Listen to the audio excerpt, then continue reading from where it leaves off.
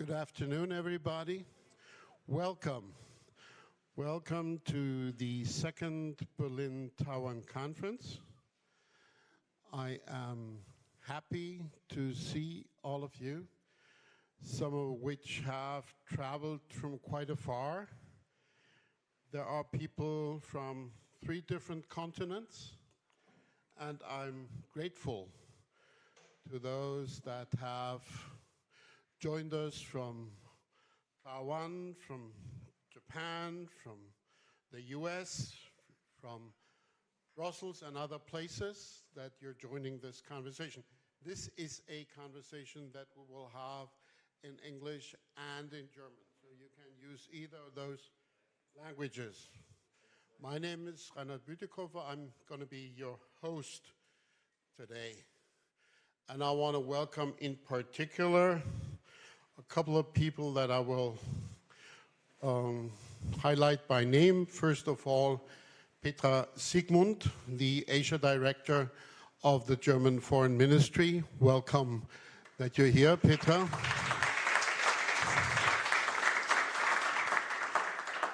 I would also like to welcome the Ambassador of Japan, Ambassador Yanagi.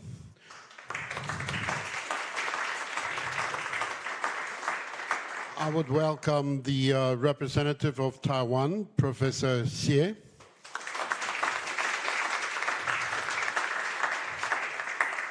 And 2 good friends from the Bundestag, Uli Lechte from the Free Democrats and Till Steffens from the Greens.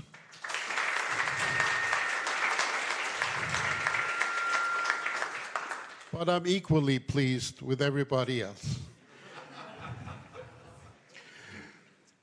This conference, like the one that we had last year, is bringing together people from different segments of the political spectrum, people from the business community, from think tanks, from academia, from civil society, and it is also being web streamed. So I also want to welcome those people that are now joining us online, in particular Gudrun Wacker, who just came back from Taiwan and caught a cold or something, so she will watch today via web stream, and I hope she will be well enough to join us for the panel tomorrow. The event last year that also took place in this building encouraged us to repeat the exercise, and I hope that the experience this year will add to the basis and that we will be able to found a tradition of regularly dealing with Taiwan here in Berlin. I want to thank, first of all, those that make this experience possible, namely all the experts and the moderators who are joining us. That's quite an exquisite list. You've seen that. So thank you to all of you. I also want to thank the people here at Europäisches Haus, our host. This is how Europe supports positive efforts on the part of member states, civil society. I want to thank Paul Kohlenberg from Böll Foundation and David Merkle from Adenauer Foundation for supporting this. And of course, I want to thank, in particular, my team, Matthias and others, who have put in innumerable hours and a lot of empathy and enthusiasm to make this possible. Thank you to all of them.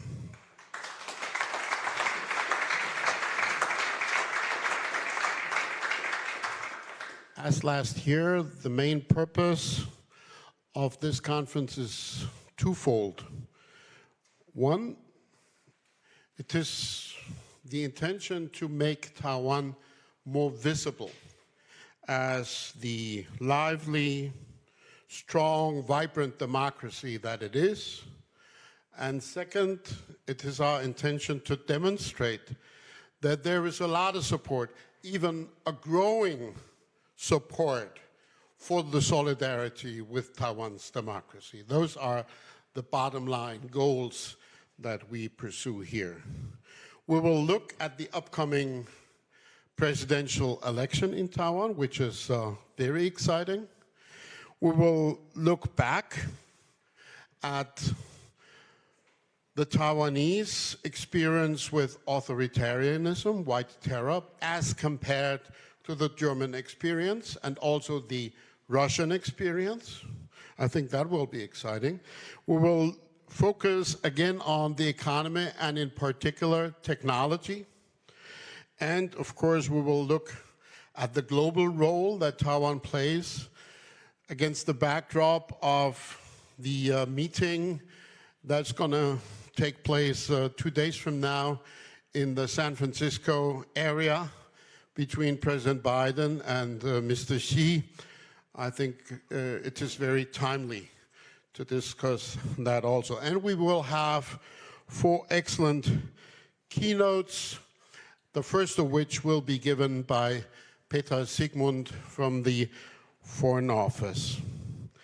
As I said before, I do believe, this is my firm impression, that in the German public opinion, in the German political theater, the support for Taiwan, the understanding of the need to engage with Taiwan is increasing and has been increasing over recent times. And I think that we should be proud of that and continue developing that. And exchange, deepening exchange is part of that. And parliamentary exchange plays an important role. And I think it is good that we can take note of the fact that parliamentary delegations from the Bundestag, but also from the European Parliament, are continuing. And the latest China report that the European Parliament will vote upon before the end of the year will stress that point, that we will stick to that policy. So we intend to be reliable there. Let me end my introduction by making just 2 points under the housekeeping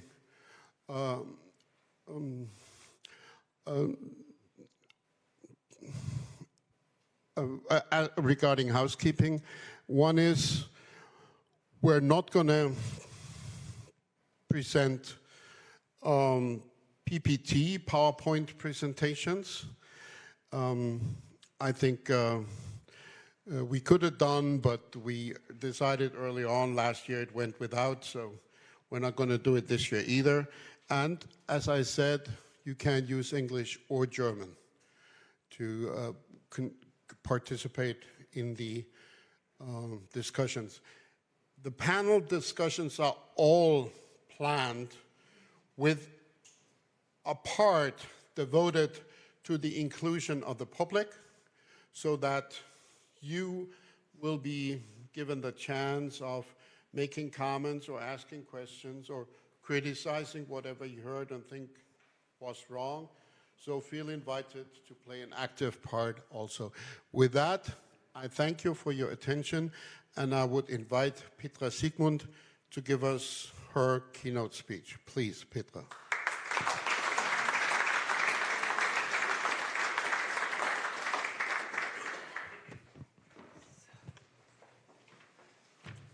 I'll do it from here. Thank you very much, Reinhard Bütikofer, for organizing this conference on the situation in Taiwan, on Taiwan, with participants from Germany, with participants from Taiwan, with participants from European and non-European partners. I think it's very timely. and it gives me the opportunity to outline a little bit about what Germany's relations with Taiwan are and how we conduct our One China policy, and also talk about European approach vis-à-vis Taiwan and a little bit on the international situation, if I may. Now, in Germany, we make very clear we might not have diplomatic relations with Taiwan. That's what we committed to. But we do have good relations with Taiwan in so many areas. And we stick to these relations, want to expand them, and want to flourish within the relationship. So that means we do have a German institute in Taiwan. We do have a cultural Goethe Institute. We have university, DAAD, university cooperation in Taiwan. We have a German Chamber of Commerce by a different name in Taiwan. We do have a very good economic cooperation with Taiwan. Our trade volume has reached 28 billion euros. We have, which is, it's growing. We have about 300 German companies active in Taiwan. We have, I think, around 200 research projects between German university and research institutes with Taiwan. So it's becoming a network that is getting denser and denser. And we feel it's very worthwhile discussing, on all the issues that unite us, whether it's economic, whether it's security related, whether it's research, whether it's health, whether it's transportation, to discuss this with our Taiwanese friends.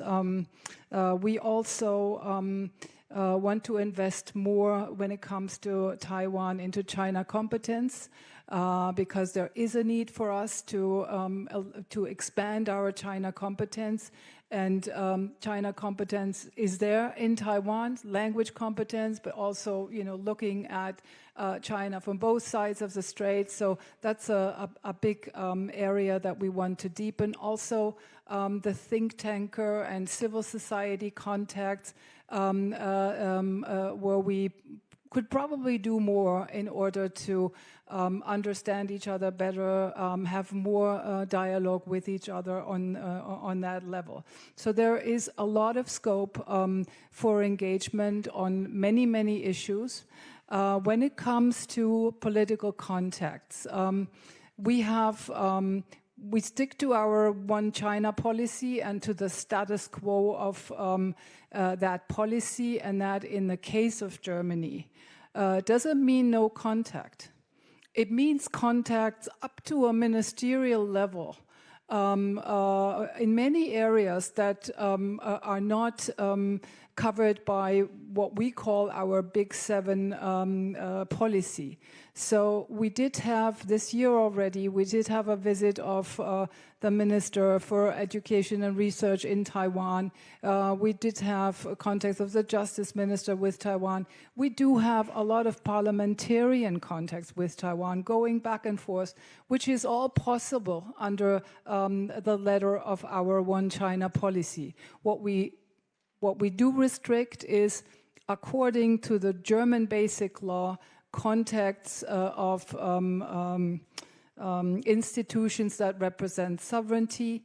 Those are, kind of, it's 7 functions in German politics, including foreign minister, defense minister, chancellor, president, high court, and so on. Very specific functions where we say those cannot have contact with their Taiwan counterparts. But that leaves a whole big space open for contacts of all the other institutions. And we intend to use that space. We've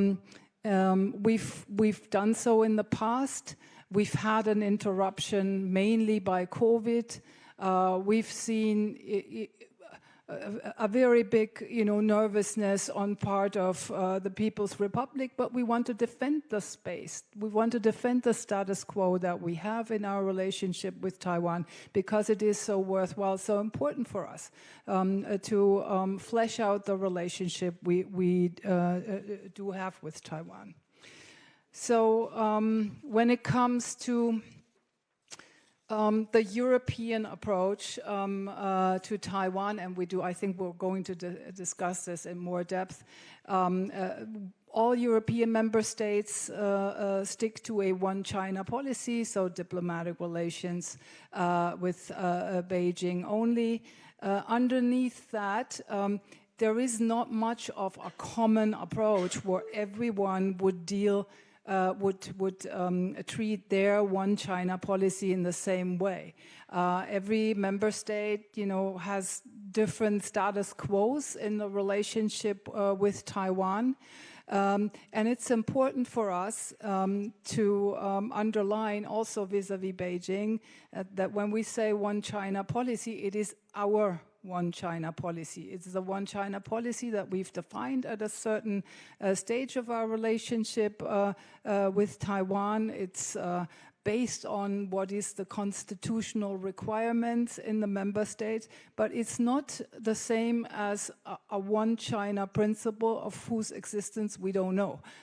We wouldn't say there is one.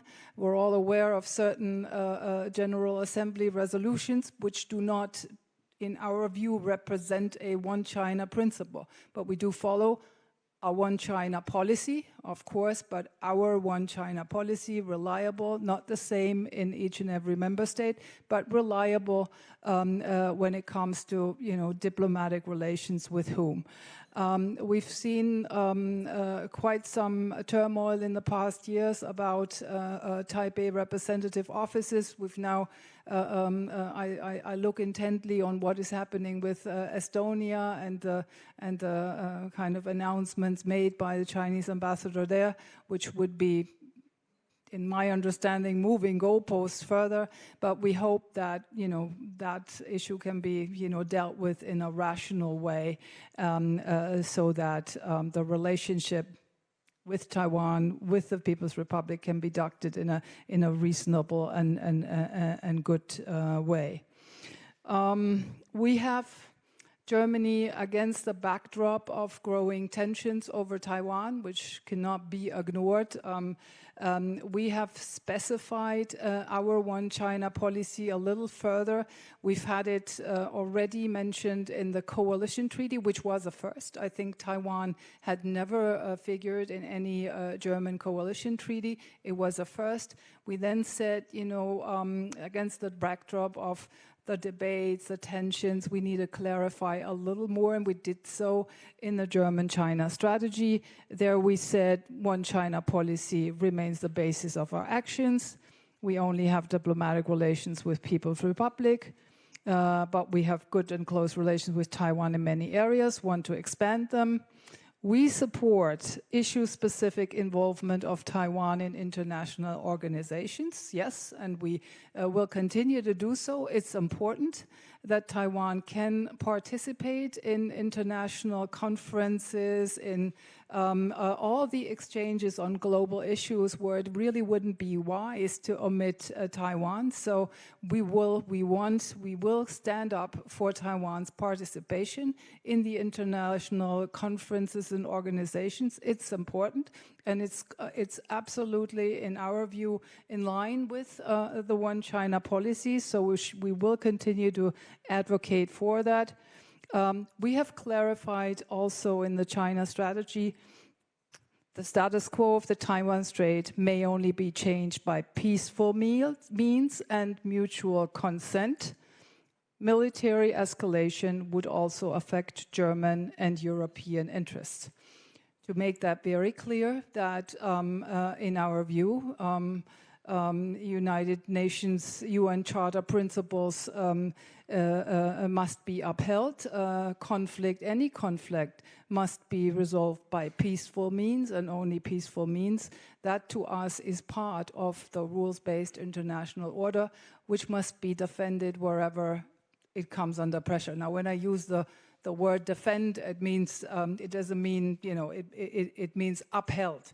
It must be upheld, and we must work towards that aim, but we will not pretend that any non-peaceful resolution or tackling that conflict would not concern us. No, we clearly say this concerns us, and we will not look away in case anything in that vein happened. Looking at that situation, we're working towards the preservation, maintenance of the status quo without an expiry date, by the way. We think the status quo is a good status quo that should be kept. We say so to everyone, to ourselves, to our constituencies. We say so to Beijing. We say so to Taipei. We say so to our partners. It's a very good option. And we must make it work for everyone, that status quo. Should not, be too shy about defending it and make sure that it can be used in a way that our relationship with Taiwan can flourish within the status quo. And that's what we're trying to do, trying to have very regular contacts. I'm very grateful for all those who engage in the relationship with Taiwan. Because it is important for us to strengthen this very good partnership in which we both flourish and from which we do both profit.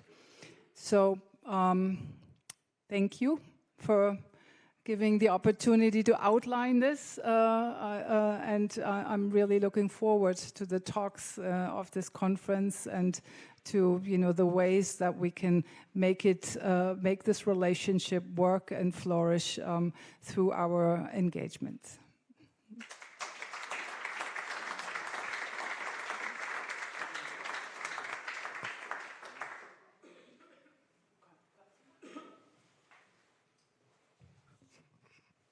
We have a little time left, so if you have questions to Petra, you can take the floor, and she has agreed to respond.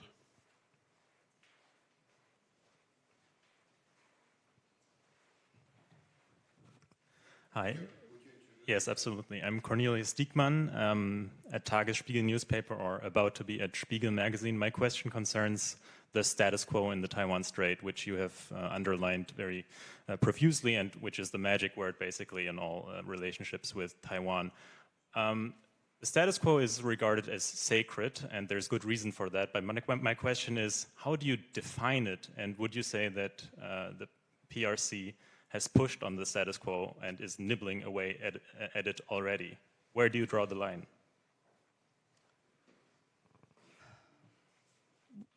To me, the status quo is what we have.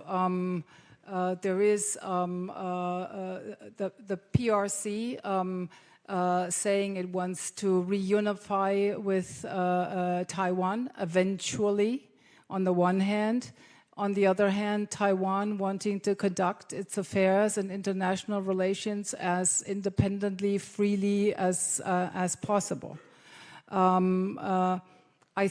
I think probably more details should be looked at if there were attempts to change that status quo. But in essence, I think this ambiguity has to be lived with. The one side wanting to reunify, the other side wanting to conduct or to pursue its political model, its way of life, its relationships. Of course, it's not 100% satisfaction on either side, but looking at the stakes and how high they are, I tend to look at the whole situation through the lens of how can we best preserve regional and maybe global peace and stability. And there, I don't see a really much better option than sticking to this status quo, which again is not 100% satisfactory to all sides, but is for the time being working to preserve most of the interest of all sides, and above all the regional and maybe global peace in this area. Thank you. Over there.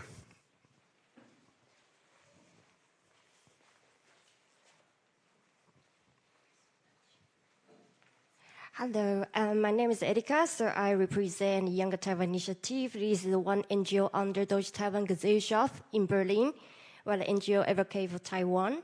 And so thank you for your opening. I really appreciate it. And also, I would like to thank the gentleman because I also really curious about what the status quo means in German context.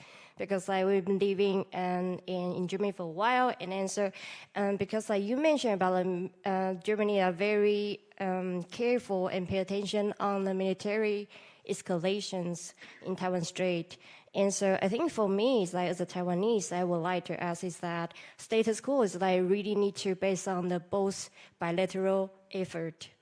And since Taiwan is a democratic country, so of course sometimes we would like to uphold the value we advocate for, but we always violate the red line from the Chinese government. So I would like to. So my question will be that you mentioned about status quo in the So I will say that I will tend to the Taiwan Strait stability. And what could you maybe tell more detail about what's German government perspective to keep the peaceful mean in this regional peaceful status quo, as you just mentioned.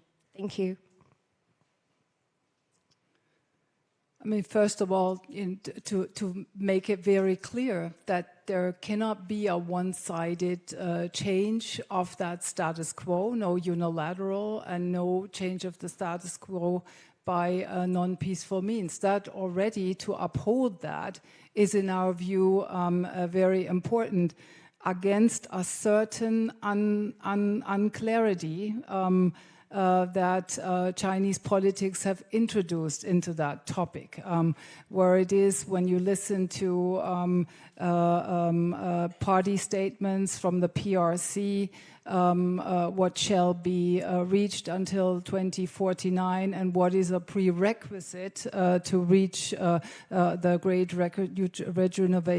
rejuvenation of the Chinese nation until 49. If you listen to all these speeches, read the white books, it looks like a reunification with Taiwan is a prerequisite for achieving the status. And then you ask yourself the question, what does this mean? And how does this translate, or what is the relationship to that with only peaceful changes of the status quo? So for us, it's very important to make clear to all sides that there cannot. To us, the status quo has no expiry date, and it can only be changed by peaceful means and a mutual consent. So that's the signaling that we're doing, in all directions, and we think in that situation it is good to make that heard.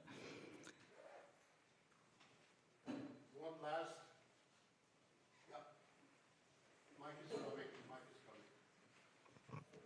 Thank you very much for your presentation. I just come from a Japanese-German meeting which discussed cyber war and those issues. And this is, of course, one of the areas where changes to the status quo are tried. And are they forceful or not? It's not so clear. I was just wondering whether you could tell us about the state of cooperation between Germany and Taiwan on those issues, since both our countries are effectively exposed to cyber attacks. Thank you. I'm looking at Mr.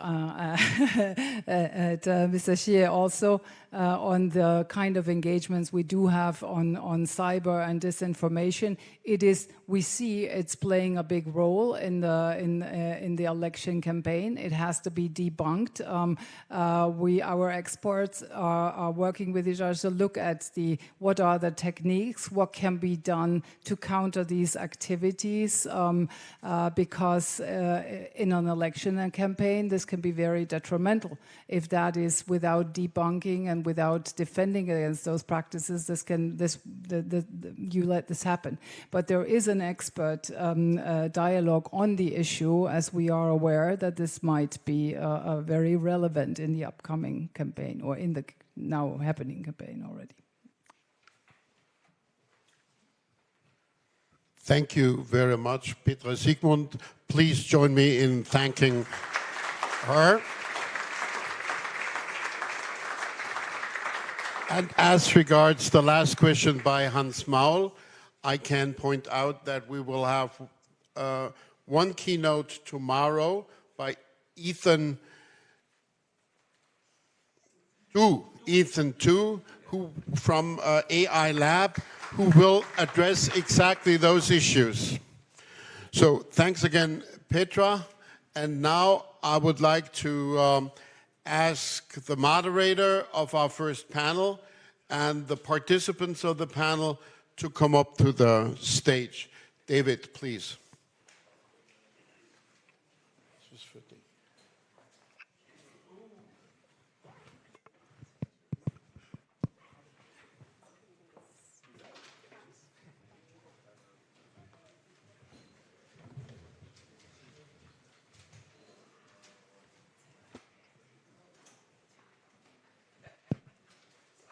So, good afternoon, ladies and gentlemen, distinguished guests. My name is David Merkle. I'm desk officer China at Konrad Adenauer Foundation, and it's an honor for me to be part also of the discussion today, and especially to share the stage with my honorable panelists here. And we already were talking about the China strategy. We discussed the importance of Taiwan for the relations, or for Germany and for Europe. And I think now we are exactly 2 months before the elections in Taiwan. It's exactly the time when in Taiwan the streets are becoming even more lively, more real now, as people say in Taiwan, with a lot of cars outside, the politicians moving from street to street, from alley to alley to ask for the votes and the trust of the people. And a lot of public events, the temples are visited, so it's exactly the time where we should also focus here on the elections. And this is exactly what we are going to do in the next 1.5 hours, and especially with a perspective on the political developments in Taiwan and around Taiwan, and the big question, what is at stake. So in many foreign capitals, and it's the same here, it's here the case in Berlin, it's the same in Brussels, we look at the elections pretty much with a view on cross-strait relations, on security in the region.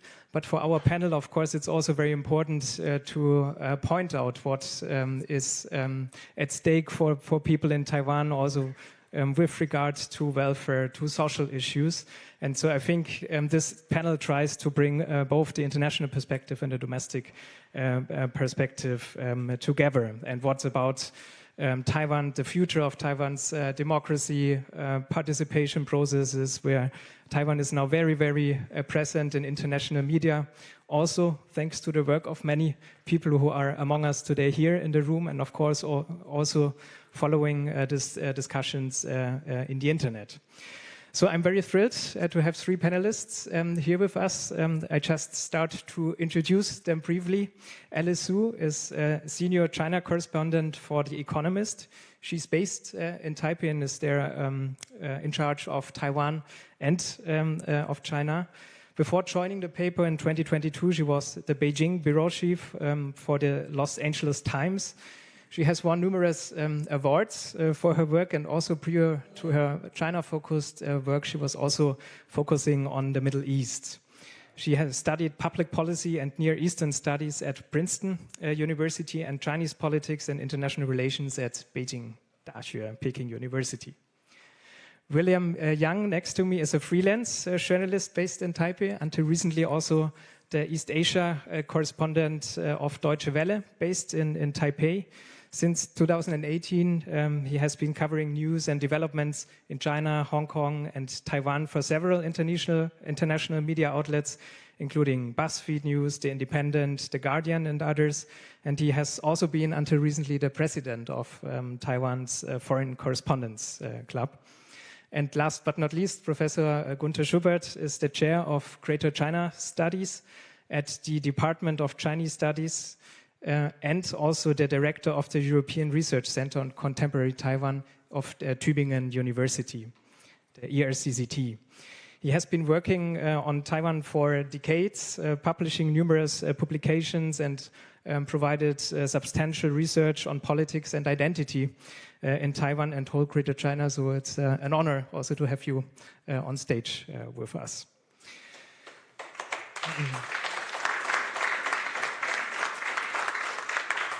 So for the procedure, we have we thought we will have three kind of short introductory statements by the panelists, and afterwards there will be, of course, enough time also for questions from the audience.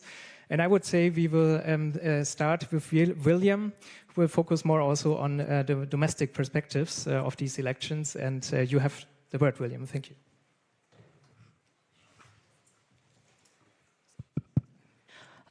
Thank you for the introduction and welcome to the conference. I think I'd like to kind of start the introduction on this election by highlighting the fact that this is probably one of the more competitive election that we've ever actually seen since 2000. That was the last time when there were three very competitive and viable group of candidates that are running in the election, and this time we're seeing four pairs, but not really sure yet because there are efforts on the side of the opposition party that are trying to see if they can reach an agreement to put forward a joint ticket with the goal of stopping the ruling party from becoming the first ever political party in Taiwan's very short democratic history to have a third term in a row. That has never been done before. And right now in the opinion polls since June, that most of the political candidates announced their intention to run, the current vice president and the presidential candidate from the ruling party has been leading in the poll by about 10 to 15%, more or less. But so since then, we've started to see some moves on the opposition party side to try to negotiate and outreach and see if they can agree on joining forces. It's mainly between the main opposition party, the Kuomintang KMT, which is usually considered more China-friendly. I would caution everyone from calling them the pro-unification party because that's not the status quo that actually would exist for any major political party to have a viable chance of winning in the election. So I think China-friendly is the more accurate term rather than pro-unification. And the third party, the Taiwan People's Party, which is headed by the former Taipei Mayor Ke Wen-je, a former doctor, he's been positioning himself as the third choice for voters who have been very frustrated with this so-called DPP KMT competition for the last 20-something years in Taiwan.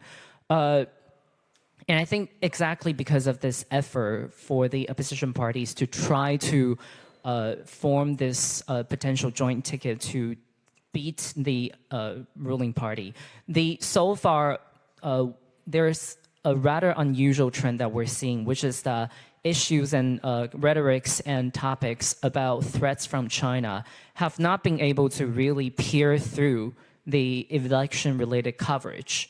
Because I think most of the media attention is obviously focusing on who exactly will be the front runners in the end. And because of all the noises that have been coming out from the opposition party side, there were finger-pointing accusations and also a lot of, I think, attentions on trying to lure over the voters, the undecided, the frustrated voters. And so a lot of the issues right now are focusing on whether these two parties can in fact put forward a joint ticket in the end, which would also be the first time since 2004 that two opposition parties tried to put together a joint ticket to go against the ruling party. And in 2004, that result eventually failed. But this time, looking at the opinion polls right now, if the opposition parties were to be able to really put together a joint ticket,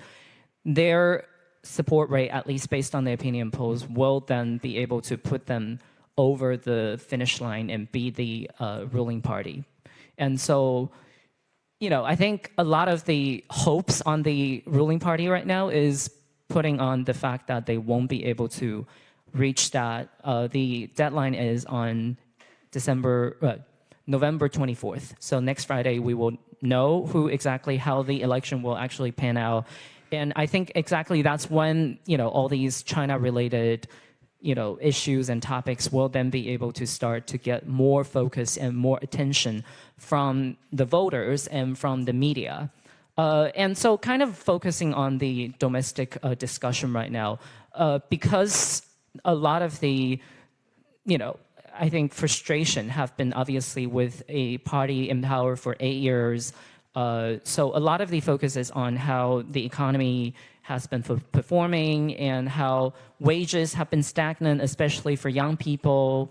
And then the housing issue, because I think Taiwan has one of the biggest gap in terms of wealth gap. And so a lot of the times young people, most people in fact, cannot really afford to buy a house unless they have family support or they have a lot of, they take on these 30 to 35-year mortgage. And so these, in fact, housing policy and energy policy and economic policy have been a lot, the focus of a lot of the media attention. And for energy policy is because about 2 years ago in 2021, in the middle of the pandemic, Taiwan experienced a very serious energy crisis in the middle of the summer. There were major outages across the island. That kind of brought the attention of Taiwan's own energy transition into picture and discussion. And so energy is one of the main issues that these political candidates have been focusing on. And interestingly, so far, only the ruling party candidate, Lai Ching-te, the current vice president, is in favor of phasing out nuclear energy, nuclear power plants by 2026. That is actually in 3 years, which in fact, I think it's something that's going to be very difficult to achieve. But that's the proposal that he's put out there, that by 2026, he hopes that Taiwan can stop nuclear power and then transition into renewables.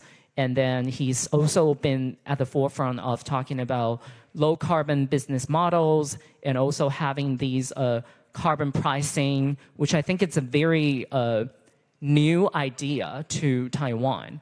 But for the other major opposition party candidates, including the KMT, the TPP, and also the Foxconn founder, Terry Gou, who supposedly is still in the running as an independent, all three of them have focused on and highlight the fact that nuclear energy is still very important to Taiwan. So instead of actually phasing out the nuclear power plants, Taiwan should focus on examining the feasibility of the existing 3 power plants and then still continue the construction of the 4th nuclear power plant. Because in their view, right now, the energy supply supply structure, basically, it's kind of very difficult for Taiwan to just completely give up on nuclear energy immediately. So a lot of them are talking about maybe about in 5 to 10 years, Taiwan will start to allow renewable energy to reach about half of the energy supply, and then slowly working towards then replacing enlarging the aspect of renewable energy with the nuclear power plants. And based on one of the referendums on nuclear power plants in 2018, the majority of the public opinion, in fact, support the idea that maintaining the nuclear power plants are necessary for Taiwan. And so I think this is one area where the DPP kind of differ from the others. And another area, obviously, I think it's economic development. For the DPP and also kind of like for the TPP, a lot of the focus is focusing on driving economic model transition from innovation away from manufacturing, because Taiwan, as you know, used to be a manufacturing powerhouse, but they want more emphasis to be put on software engineering and software development. So that's kind of also an area where they're focusing on. And for the KMT, they're focusing a lot on raising the minimum wage. One of the promises is that to raise the minimum wage to about probably close to maybe €1,000. So that's something that they're focusing on right now. And then another area is for long-term care, elderly care, because that's also an area. Taiwan has one of the lowest birth rates in Asia. And so most of these candidates have put forward their elderly care policy and how to turn facilities and then having a government-supported, affordable long-term care, elderly care system in place so that, and because traditionally, in fact, older voters tend to be the age group and demographic that have a much higher voter turnout. So these kind of policies, in fact, could potentially work very well with their, I think, especially, I think, battleground parts of the Taiwan to target and attract and appeal to the voters. And I think lastly is the housing price that I kind of talked about. All four candidates have pointed out the need to enlarge the number of social housing. This is relatively a new, I think, idea that started, I think, with Tsai Ing-wen. She started really emphasizing, putting more emphasis on social housing.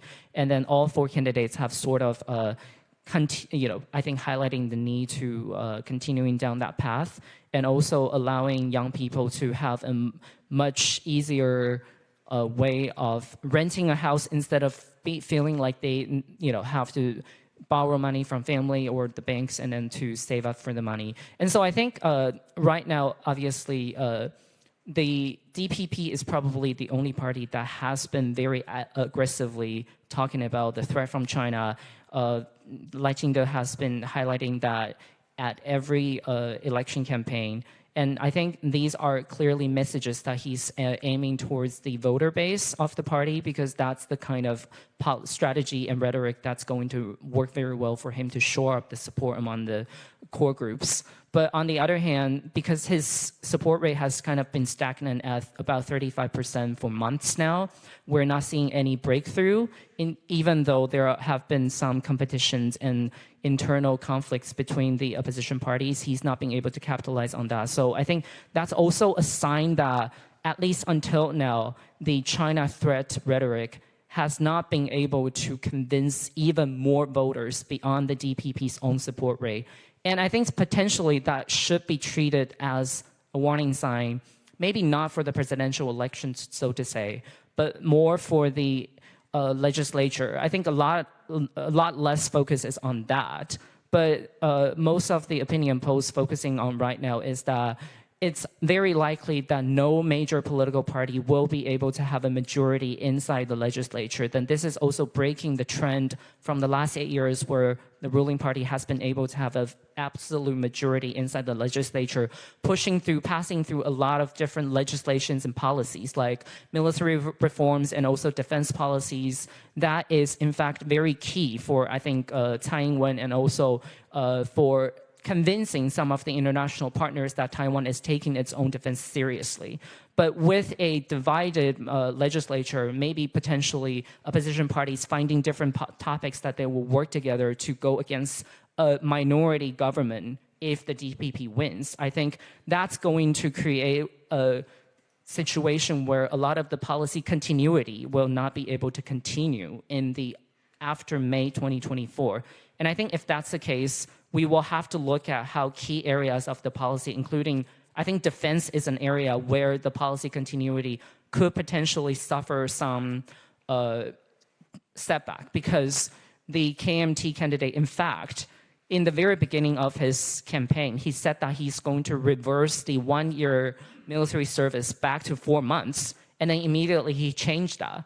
But then I think that shows that the softening maybe not as, like continuing down the path that Taiwan has set, which is strengthening Taiwan's defense and I think also enhancing the defense budget, could potentially be an area where the opposition parties see as a chance for them to reverse and discontinue.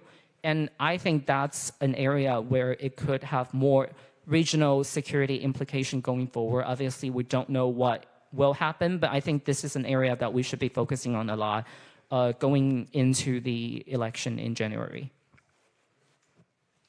Thank you very much, William. And Now, if we follow the news here in Germany or international news, a lot of focus has been on reporting what Taiwan is doing in terms of military reforms, the reforms of the reservist education, what we also have seen quite shortly after Russia's invasion of Ukraine.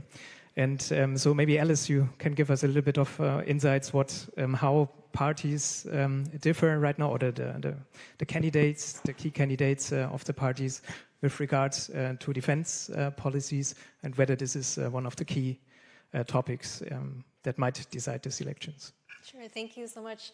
I prepared my, my input kind of in 3 broad sections. The first one is to go over the 3 main candidates. I'm kind of putting Terry Goh aside because we don't know if he will be a candidate in the long run, but looking at the 3 main candidates' views on cross-straits policy. Secondly is how much does this matter to voters, which William covered a bit of already. And then thirdly, how is the PRC trying to also affect voter choices on this front? So very quickly, just going over the 3 candidates, William Lai, the DPP vice president and the VPP candidate, he is going to pretty much continue the same policies as Tsai Ing-wen.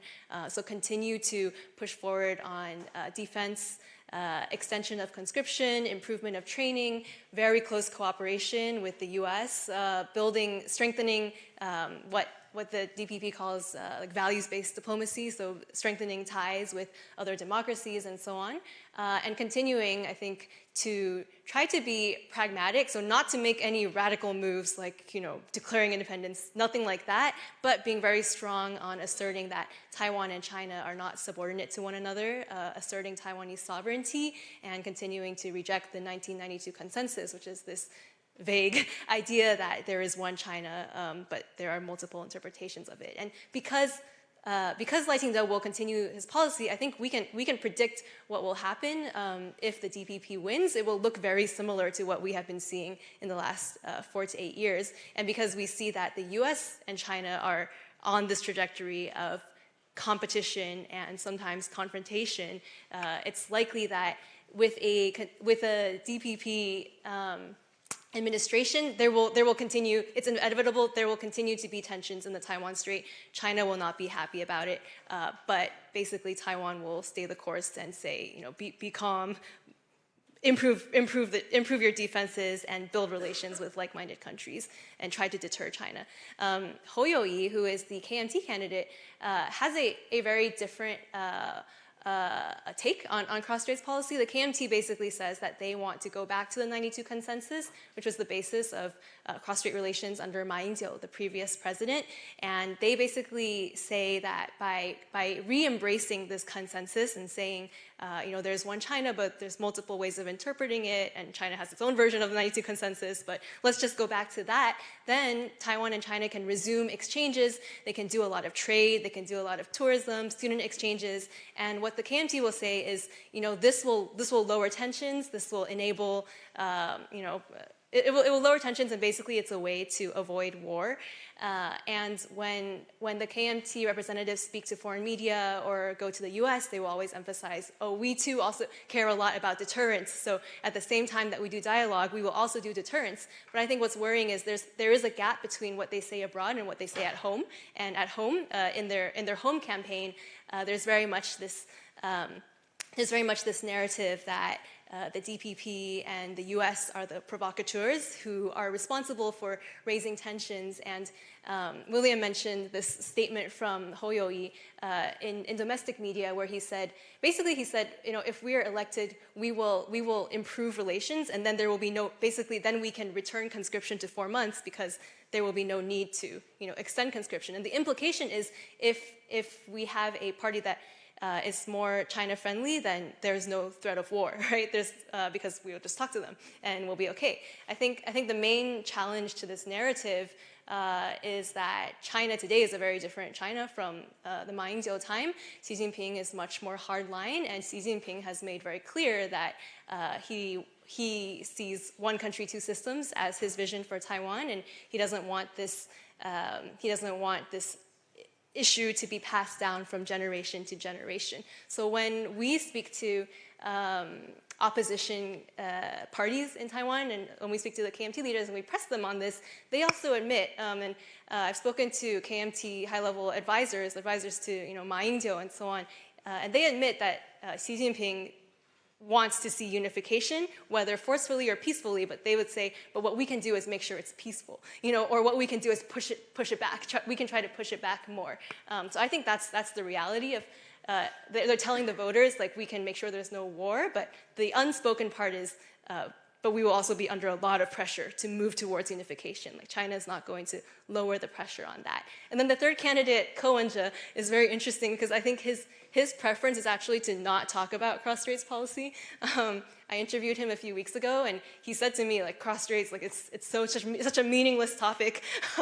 And I was like, well, I don't really think it's meaningless, but his whole platform is that, Taiwanese politics has been arguing about this for so many years. We can't solve this problem, so let's just focus on domestic issues. To be fair, that is actually quite a popular platform with a lot of young people in Taiwan. But of course, if you want to be president of Taiwan, you need to have a cross-straits platform. So when Ko Wen-je is pushed, he does have an answer, and I think his cross-straits policy is actually much closer to the KMT's. He wants to resume dialogue with China. He wants to say things basically that Beijing likes to hear, things like, we are all Chinese, like, we share the same culture, let's have a lot of exchanges. These are the kinds of things that he proposes, and he says, basically what we need to do is just to have a reset, have a different leader, and basically tell Beijing nice things, give the government in China hope that Taiwan is moving towards peaceful unification, and in this way, kick the can down the road, delay conflict. But he also doesn't have a long-term solution for preventing that unification, but basically it's very similar. And I think the difference between him and the KMT is his formula is not the 92 consensus. He recognizes that the 92 consensus has basically lost credibility in Taiwan. But he has one phrase which is 两岸一家亲, so two sides of the strait, one family. I asked him if this is going to be his new formula, and he said, I don't know, like, I'm not sure what formula I have, but he says that he has asked the Chinese officials if they would consider a new formula, and they're thinking about it. So this is basically the three candidates and their policies for cross-straits relations. And then as for voters, there was a really interesting survey that came out last month by Commonwealth. It's a Taiwanese magazine. I found it very revealing. One of the kind of top-line takeaways was among Taiwanese voters, nearly half of the people they surveyed, I think 46%, said that they were worried war could break out between China and Taiwan in the next 5 years, which I think is a really telling statistic. So people in Taiwan are worried, but then they do those worries then translate into the way that they vote? I think that's another question. And when you look deeper at the polling, at the questions in the poll, they asked the what is it called? The respondents to say, what is your top priority in terms of the candidate that you would pick? And KMT supporters, the people who said they're KMT supporters, they said their top priority is cross-strait relations. And KMT supporters were also the most worried about war. So their view is, China's going to attack us, so we better have dialogue. We want to engage with China, and that's what we should do.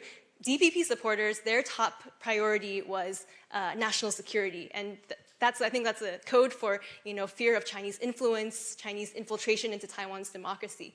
But then TPP supporters, so Ko Wen-je's party, and also voters who don't affiliate with any party, their top priority was economic growth.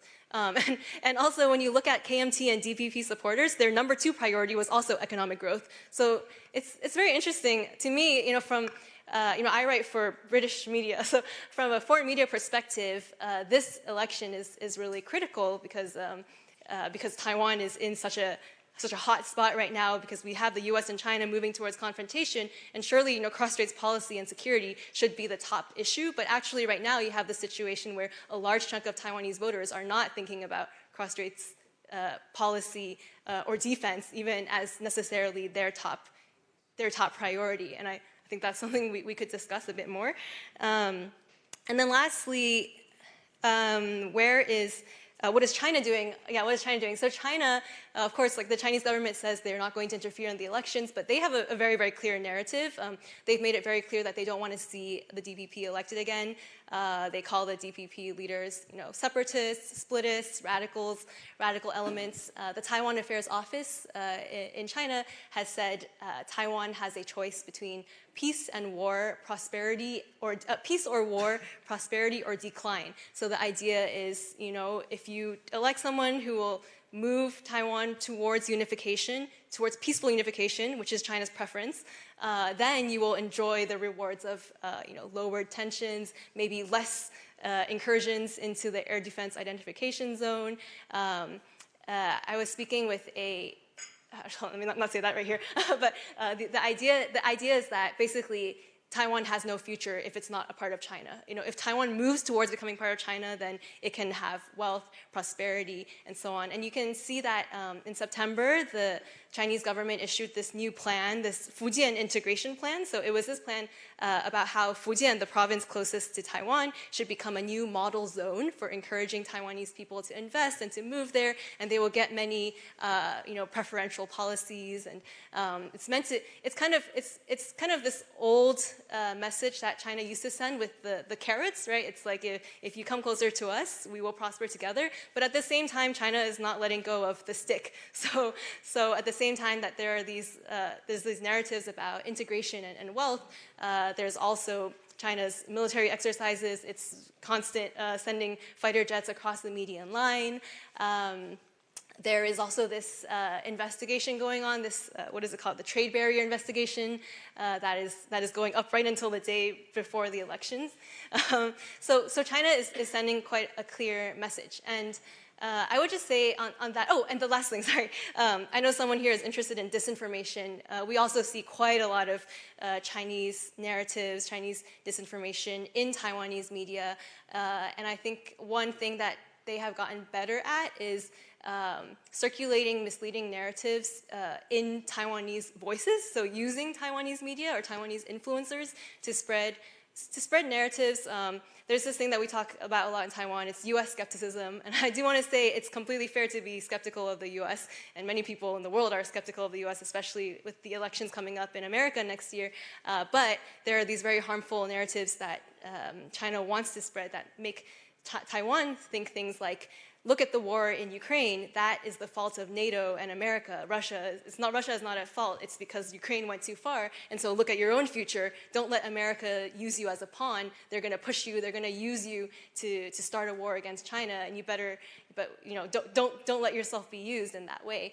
And these narratives are spreading quite a lot. But I would note that I think personally, I think those narratives are dangerous, but they have limited impact.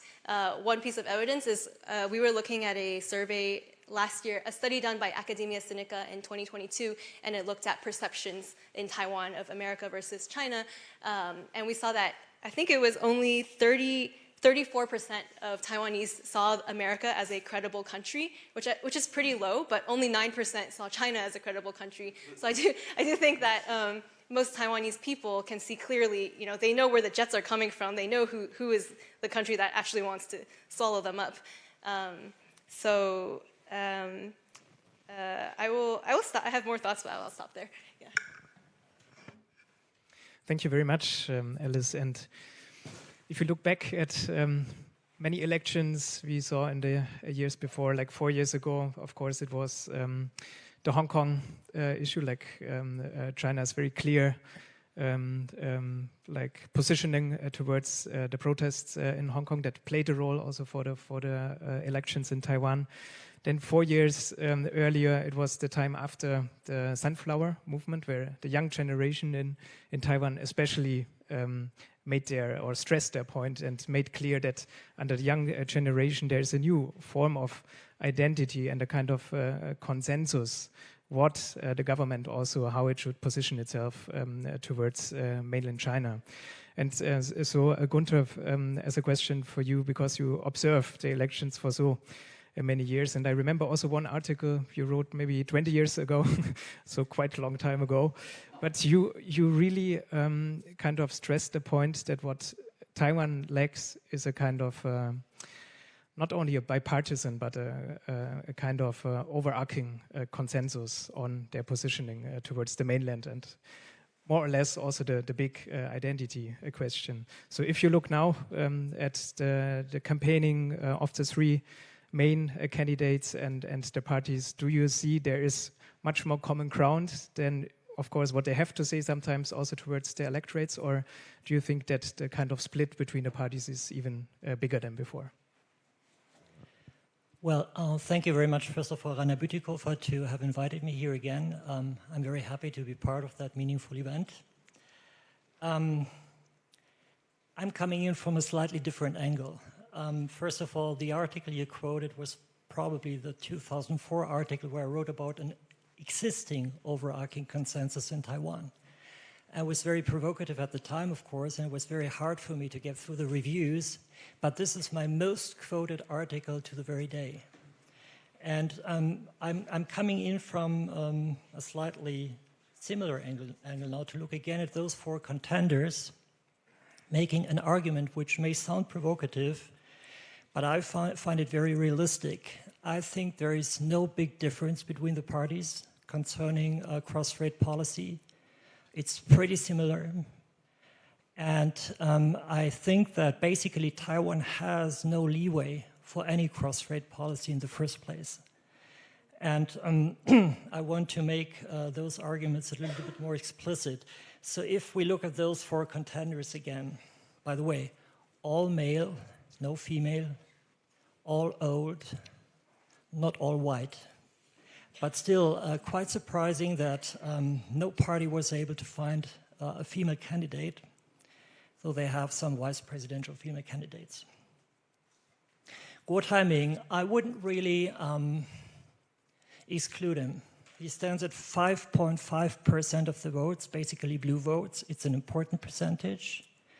By the way, William, 35% on the part of the DPP is pretty much because you have to factor in 30%, 35% of undecided voters, and they switch across the board, so it is already very substantial. But Guo Taiming, if you look at the cross-strait policy, if you look at cross-strait policy as a strategy, and then you look to what these people say, and I've looked for the most representative quotes they have done over the past, let's say, 8 months or so. He says, my objective is cross-strait peace, economic prosperity, political uprightness. I can accomplish and do what I say. So that's the manager of Foxconn. You know, he is a doer. He tells Taiwan people, vote for me, everything is going to be good. Now, Ke Wen-je, the former mayor of Taipei, the founder and chairman of the Taiwan People's Party, the new white force in Taiwan's party landscape, supposed to be the third party. We can maybe also have a little discussion on how far that goes, actually. But what does he say? Besides this, we are both members of a common family. My cross-strait policy is Taiwan's autonomy and cross-strait peace. It will ensure that the people of Taiwan maintain their existing democratic, free political system and way of life. There will be exchanges and dialogues with the mainland, addressing the practical needs of people on both sides of the strait in terms of business, education, and daily life. Is that a policy?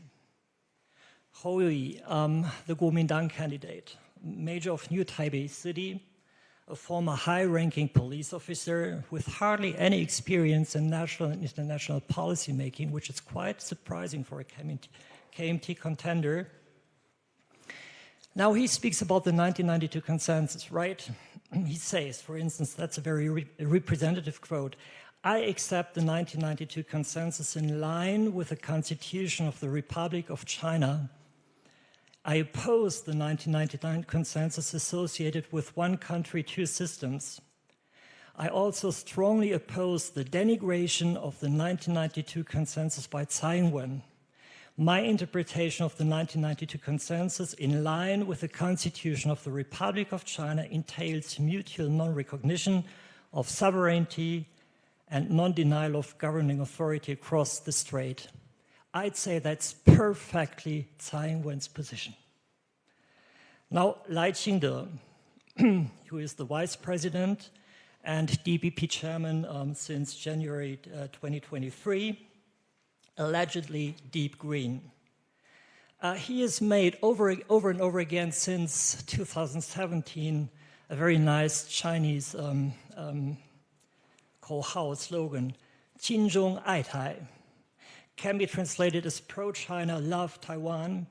And he says, this is suggesting a perspective where Taiwan, being the core, extends a hand of friendship to China, aiming for mutual understanding, comprehension, tolerance, and reconciliation through communication. The ultimate goal is the peaceful development across the Taiwan Strait. Is that a policy? So if one wants to see any differences in the contenders' cross-strait policy narrative at all, one could say the DPP aims at maintaining the current status quo. The KMT pretends that it can provide for a more stable status quo. The TPP promises that it can provide the best status quo. And Guo Taiming suggests that it's all the economy stupid. So I would say this is pretty telling. So, and it has to do with the simple fact that no party or future president has meaningful leeway to shape cross-strait relations in the first place, as these relations have become a full-fledged international issue by which the US steers the wheel in Taiwan, not allowing for any move by Taiwan government that weakens Taiwan's geopolitical value for the US. And on the other side, the Chinese government has made it very clear, or better said, it has delinked its Taiwan policy from China-Taiwan negotiations and any Taiwan government. So I was just in China a couple of weeks talking to several Chinese scholars and policy advisors of the government, being specialists in Taiwan policy, and they all told me unisonly, would be nice if the KMT wins, but if not, we don't care, right? So Taiwan's presidential elections are staging high politics in the realm of cross-strait relations, while there is no space for Taiwanese agency left, nor much difference in ideology and strategy on the part of those parties. In fact, Taiwan's presidential elections are irrelevant for cross-strait relations right now, or for cross-strait policy, better said, not for relations, but for cross-strait policy. Yeah, that's what I wanted to say. Thanks. Thank you very much, and I think this is a very good point to start our discussion. And maybe let me come back to one question directly to you. So if this is the case that it doesn't, in the end, make a difference which party or which candidate becomes the president. So in terms of the electorate, in terms of catching votes, what would you say is the topic that might be really the most important, or which might be decisive for these elections? And another question, if you say that it's very clear that the cross-strait relations are an international issue, so this might be something where the people in Taiwan also look how or which party conducts the relations with the US, or also with neighbors like Japan and Korea, or which party addresses the relations with these countries more profoundly. Do you see anything like this, or is this not really the case? Well, I think, first of all, Taiwan is the political system in Taiwan is a little bit ironical. I mean, there is an overarching consensus in Taiwan, no matter if it's KMT, DPP, TPP, that is, we are not going to be ruled by the PRC. And that's a very strong common denominator, actually. But for the sake of elections, they stage a show in Taiwan to explain to the public we are so different. And by that, they weaken the necessity to attain that overarching consensus within Taiwanese society to come over these political splits they have, which are staged in the realm of cross-strait policy and which are very weak actually in other policy fields because Taiwan has no program party system. Every party does everything. There are, as William said, a couple of differences, but they are not so big. If you compare that to the German political system, its party system is completely different. Every party has a position on nuclear power and sustainable energy, and all these parties have reasonable positions. And they crisscross a lot. That also depends on other policy fields. I could go into many details here. So the differences in Taiwan are very, very few. But traditionally, they always have the differences stemming from cross-strait policy. Now, in the moment, if they are so similar, and if when they do not have much agency to conduct cross-strait policy in the first place, they still maintain the domestic conversation that the KMT is this, the DPP is that, the TPP is that. As you say, Ko-Eun-Jil, for me, is a joke as a presidential candidate. He's unable to speak out any clear policy. He's absolutely no stance on cross-strait policy. He is a joke. But he is liked by young people because he speaks the language of the young people, supposedly. And more than that, he's voted by those frustrated and angry young people who are fed up with this staged difference, or with the difference in the first place between the KMT and the DPP, which they believe is anachronistic. And it's always, you know, cementing and ossifying a kind of conflict in Taiwan society that has to be overcome since long, and which actually is overcome in terms of real political agency on the part of the parties. So you see, there is a very strange contradiction within the Taiwanese political system. There is much common ground, but nobody wants to admit that for the sake of elections. Yep, maybe William directly.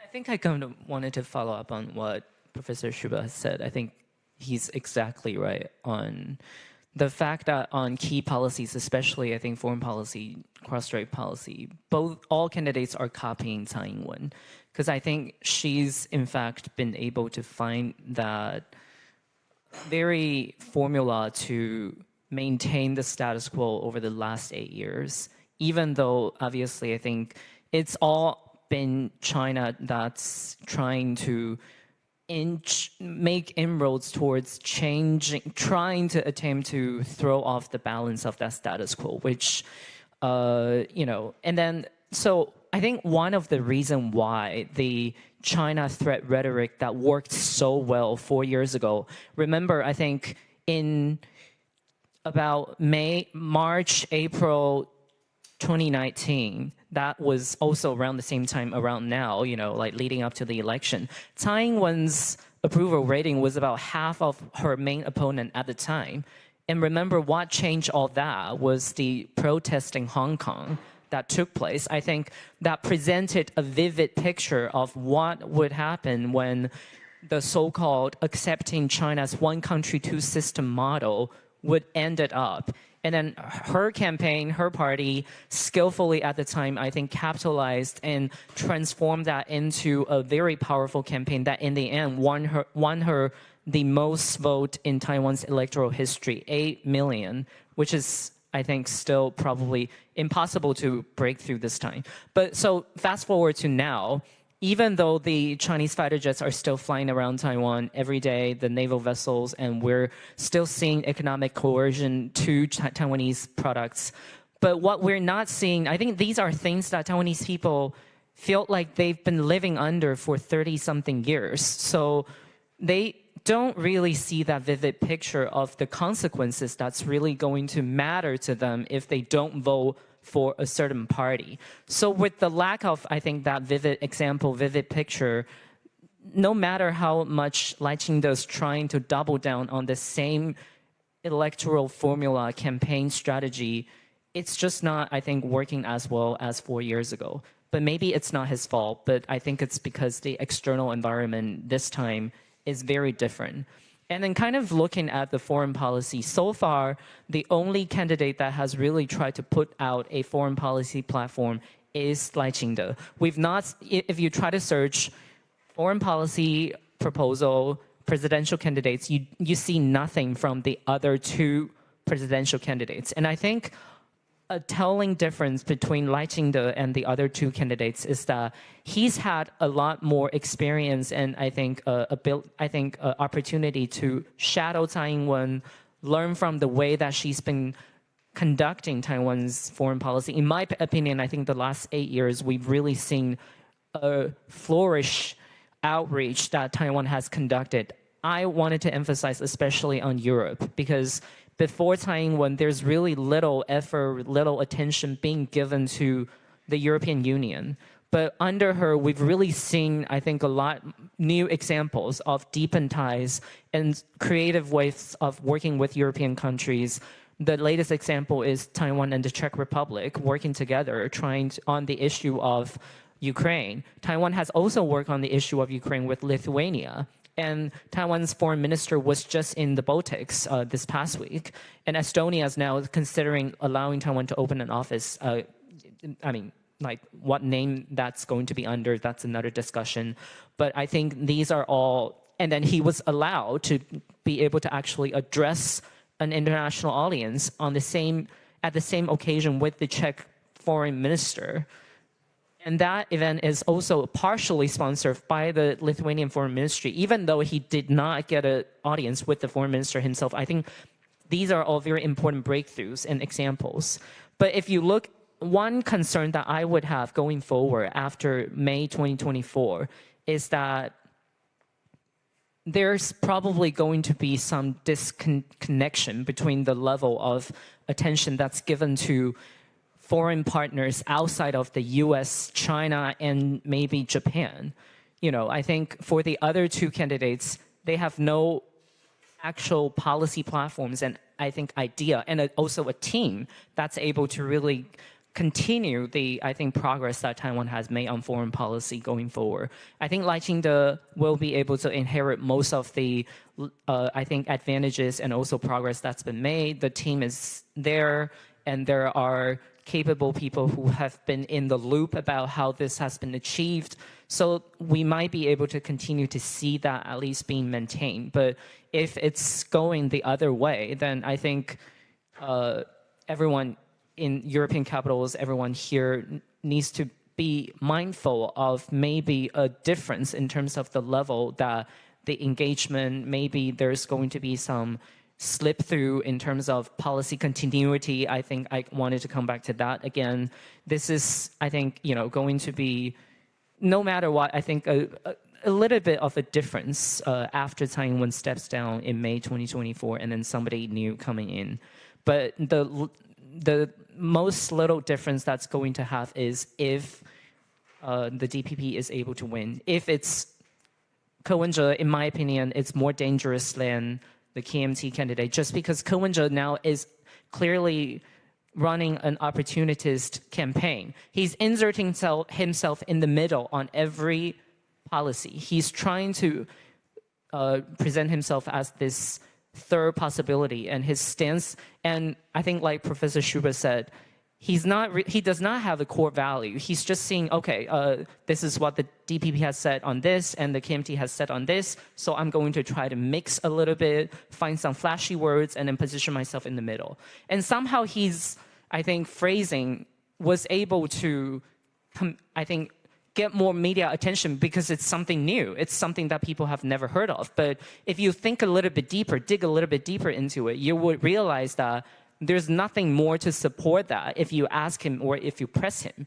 He would just then be shifting, pointing his fingers at the ruling party and also the opposition party and say, this is why they've done wrong. And so I'm the best choice. But he's not able to actually say why.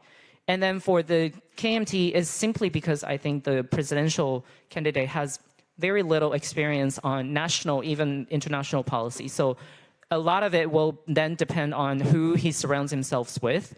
And a lot of it will also be depending on how much power he actually has. Because I think right now, if we look at the presidential campaign, he's actually being fed these policy points by the team surrounding the KMT chairperson. A lot of it's not from him as a candidate himself. He's repeating, parroting these points that are being given to him. So if it's a leader like this being at the top of Taiwan, being Taiwan's next president, I would be very worried given the international environment around Taiwan. Thanks very much. Alice, do you want to add something? Yeah, hello.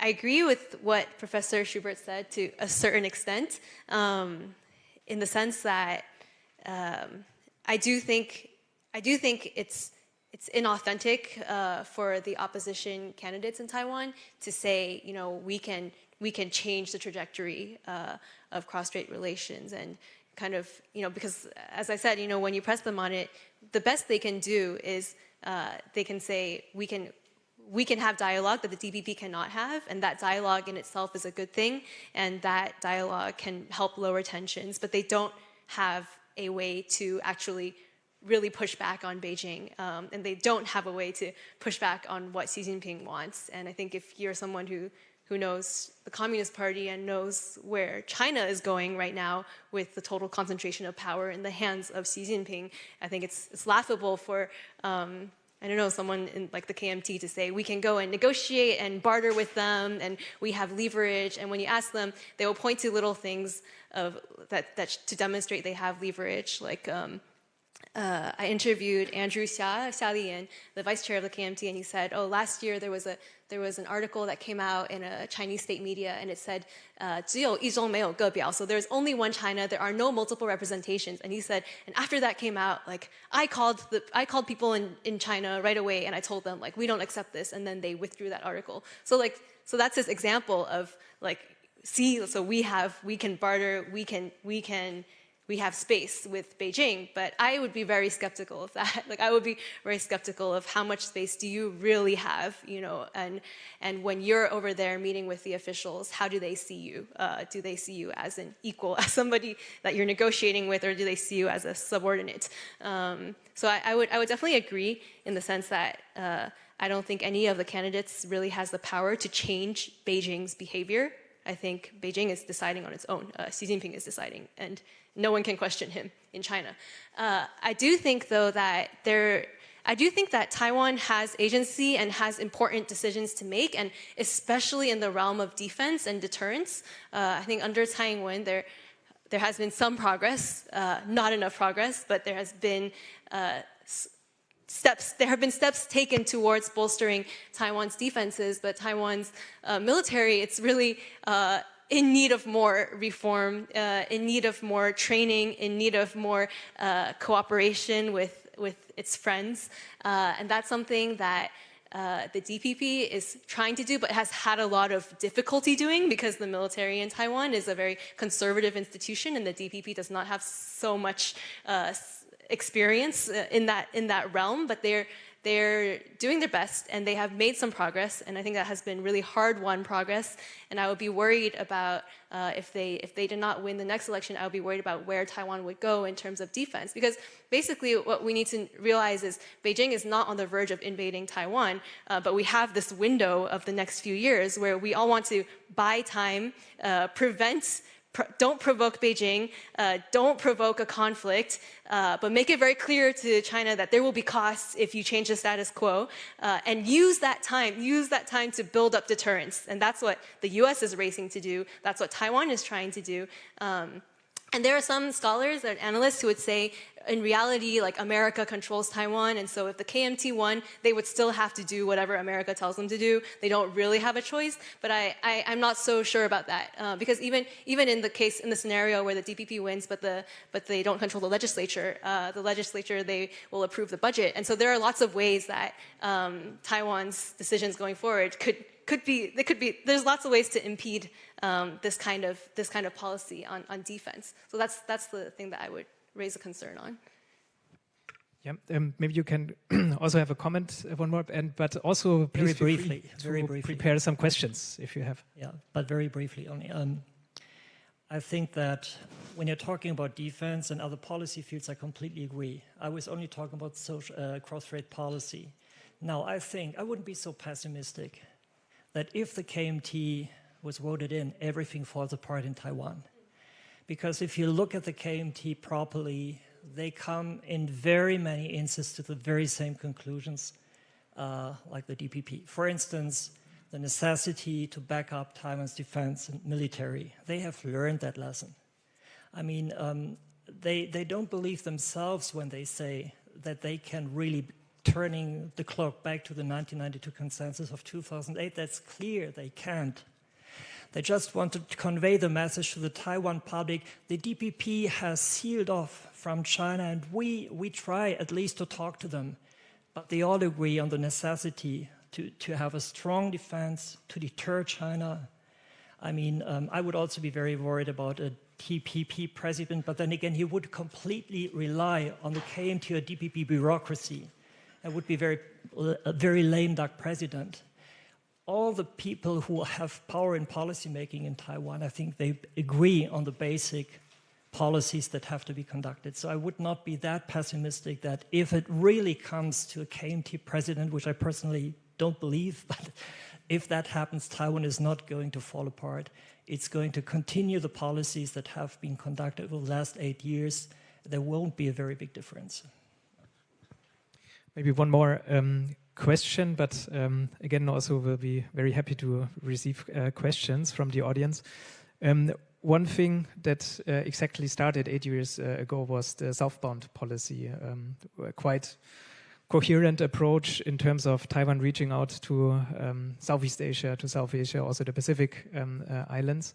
How would you, and maybe there's also a strong link actually to our China strategy, because it has never been kind of conducted under the term of de-risking, but in the end, of course, what's the main aim of the southbound policy is actually to diversify Taiwan's economic relations with the southern partners. So how would you assess this, and do you see any continuity also in from the other contesting parties? Are there some clear signals that they want to deepen relations with the Southeast Asia and South Asian countries? I guess the southbound policy is one area where I would say Taiwan's administration has kind of not been able to really materialize or carry it through. I don't think they have a very clear set of goals of what they want to achieve. I think it's a very good idea and a very good, convincing, I think, blueprint that she put forward when she put that out. But if we look at the actual, I think, materialization of in the substance of what they have been able to achieve in terms of deepening cooperation relationship with Southeast Asian countries, I would say it's relatively limited. I think it might be, several different reasons. Like, I think, first of all, Taiwan's foreign policy, first and foremost, still depending a lot on its relationship with the US. I think we could potentially say that a lot more has been achieved in terms of relationship with, communications and cooperations with Japan, I think, has been strengthened. Cooperation, I think Europe, in fact, is the area where we've seen a lot more substance being achieved over the last 8 years. What I think has been different in terms of Taiwan's own transition towards focusing more on the Southeast Asia is by the private sectors. I think the businesses, especially those manufacturing plants that have a lot of, stakes and operation inside China over the last 4 years. We've seen attempts and also actual transition to places like Vietnam, Indonesia. These are the two main countries where a lot of these major Taiwan manufacturers of shoes, Taiwan manufacturers of electronics, they've set up operations in Vietnam. They've started transitioning their main power from China to Vietnam, because my own brother, he's currently working at one of the biggest shoe manufacturers inside China, but he's been asked to slowly transition to Indonesia. So I think these southbound policy are probably being unofficially led by the private sector, and we are going to see a lot more exchanges with Southeast Asian countries no matter what. But I don't see the government right now, at least until now, being able to really play an important role in guiding that policy. But I think there's attention being given to countries also including India. So I guess we should see what materializes. But again, I think coming back to what I said earlier, about the lack of foreign policy agenda being put forward by most of the other presidential candidates, apart from Lai Ching-te, he's kind of put forward something. He talked about democracy, stability, and also prosperity.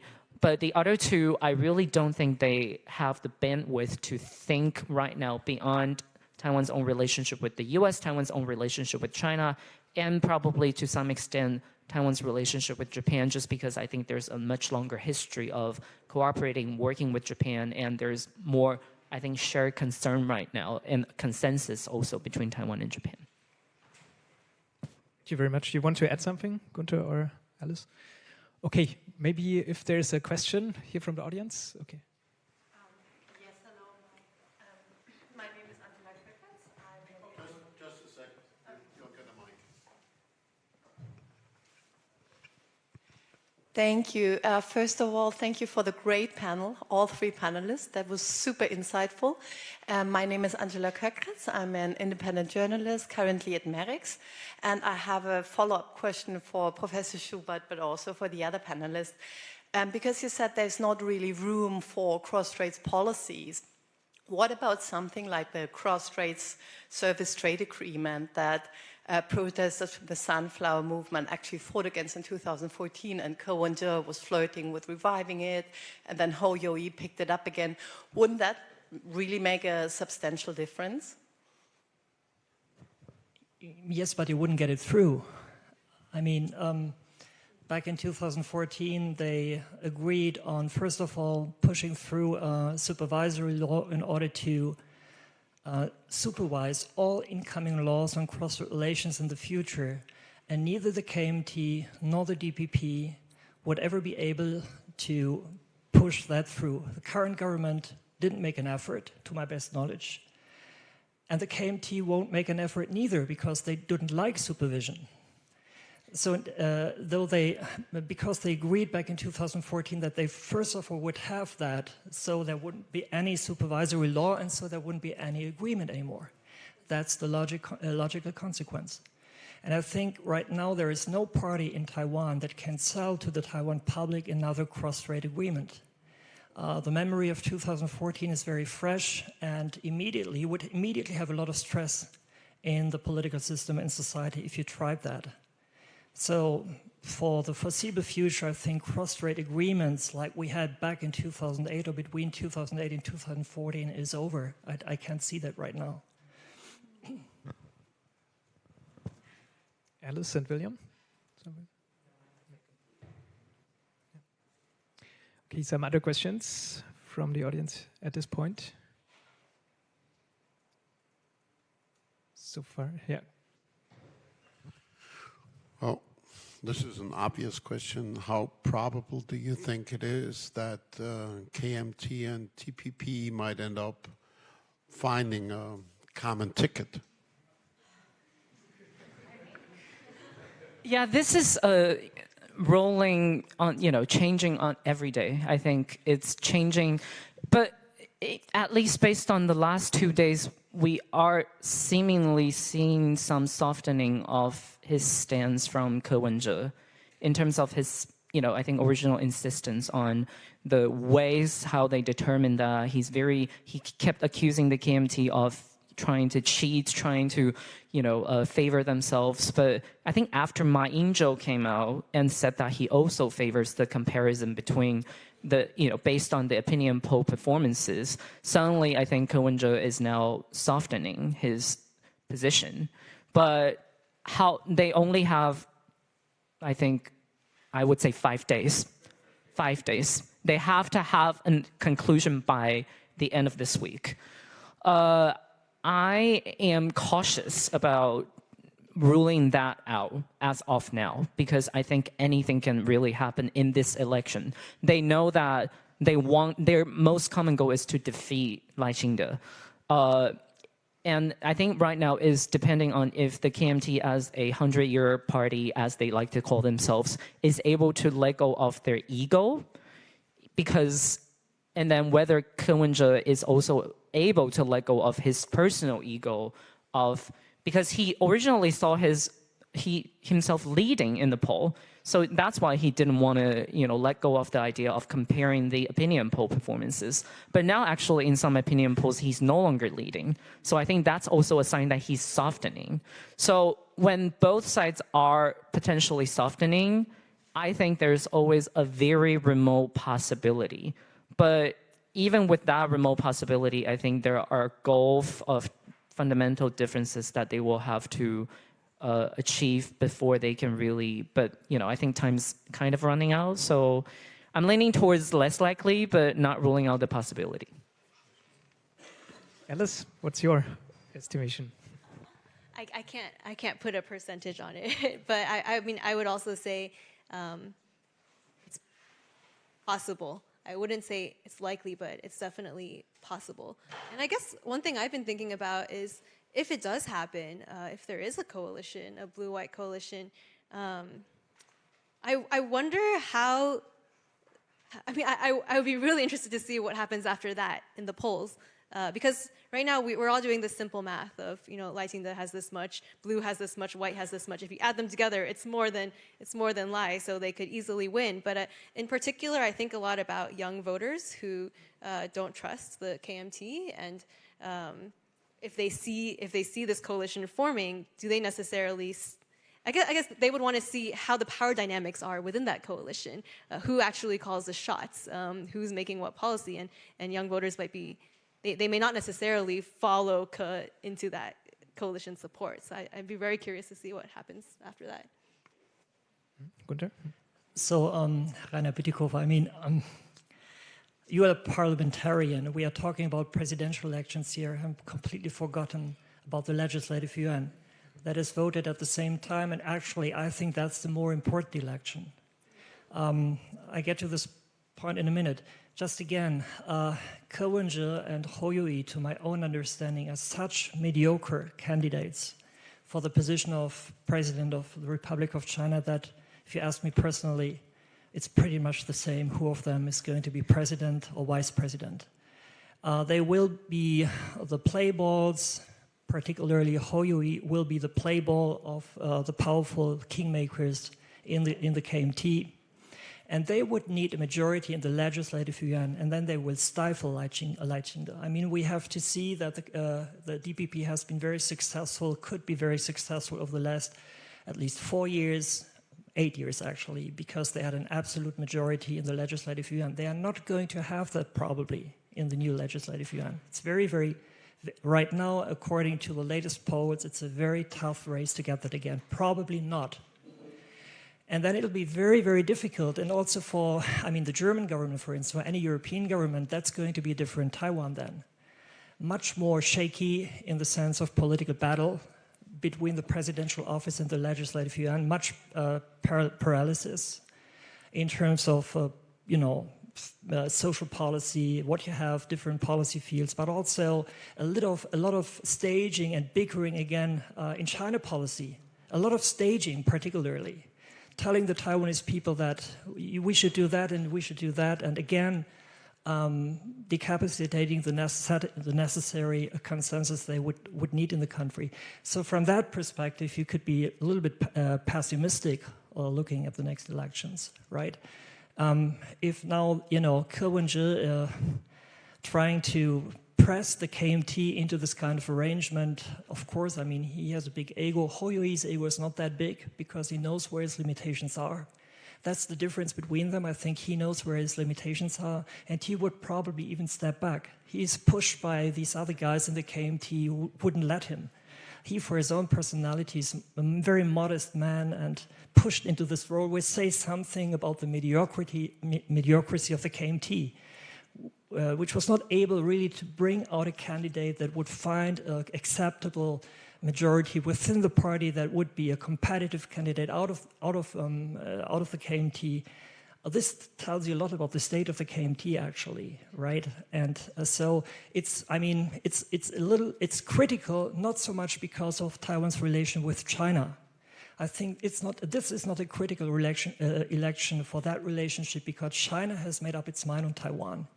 And as I said, it doesn't care very much what's happening in Taiwan. It's critical because you don't know how this domestic situation is going to evolve. Maybe. Can I ask a follow-up question?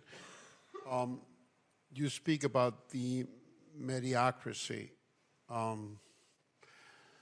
wonder whether that is not, at least to some part, a consequence of not owning up to the real state of play.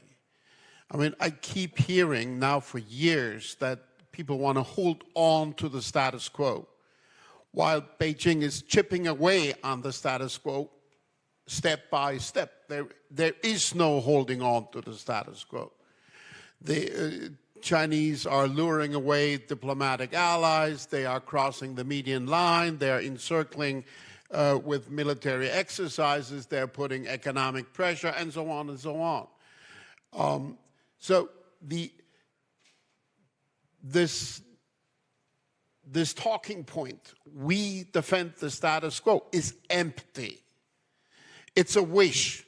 It's wishful thinking, but it's not a perspective. And as going for independence would not resonate with the electorate, as pursuing unification would even less so resonate. And since nobody has come up with the creativity to define a new goal, well, that's why you end up with mediocre policy, right?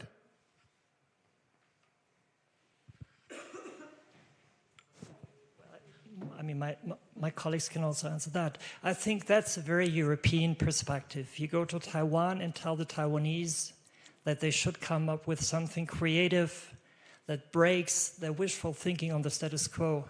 They would tell you, well, you live in Germany and you do not have China at your back door, right? The status quo is, you know, I'm really not so worried about the status quo, just telling everybody else, well, let's keep it stable as good as we can, right? There is no policy or no strategy behind that.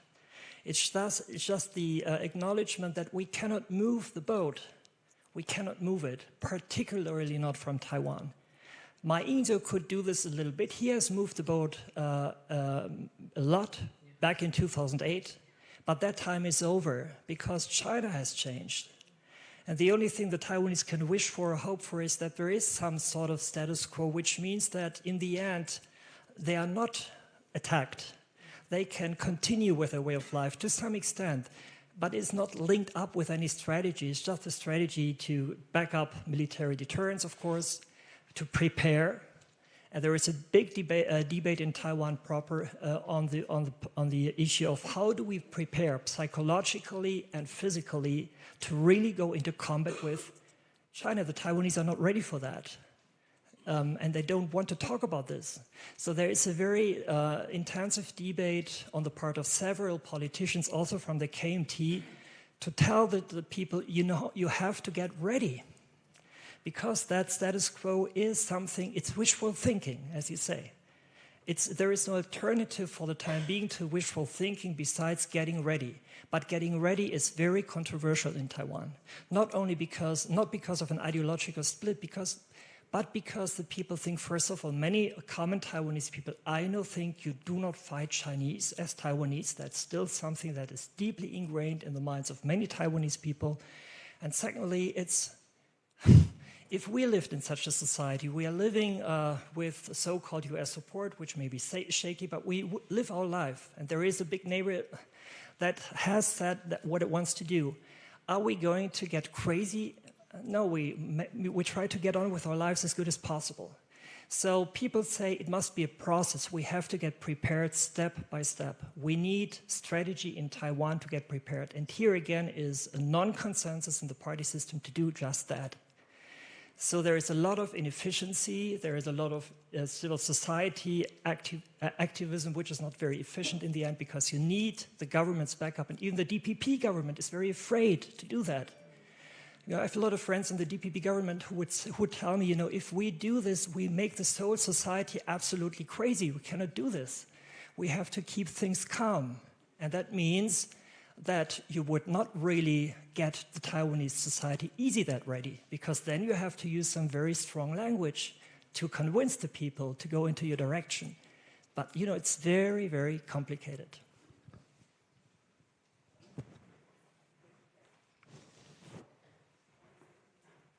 Okay, let me just make one quick thing on the wishful thinking on the status quo.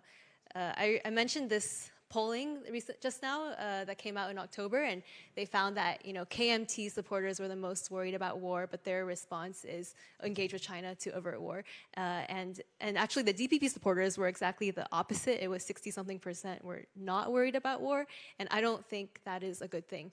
I don't think it's a good thing that DPP supporters are told, just be calm, like we are building these big ships, like we are building a lot of big things, and don't worry, we have friends, Japan, the US, we're gonna be okay. I think there is a fear in the ruling party of scaring Taiwanese people with the idea that there could be a conflict, and I do think there needs to be a reality check. I think the actual leaders know, they know that there is that risk, but it's politically risky to lift that veil and break the reality, show the reality to the Taiwanese public. And I do see the current government being able to be very vocal in saying China is trying to change the status quo, China's trying to change it, but they're not saying the second part, which is, and what will that mean for us? It means that we could be at risk. Like, we actually could be Ukraine, so we need to, what should we do next? I think that needs to be the next step in the public conversation, but it's not there yet in Taiwan.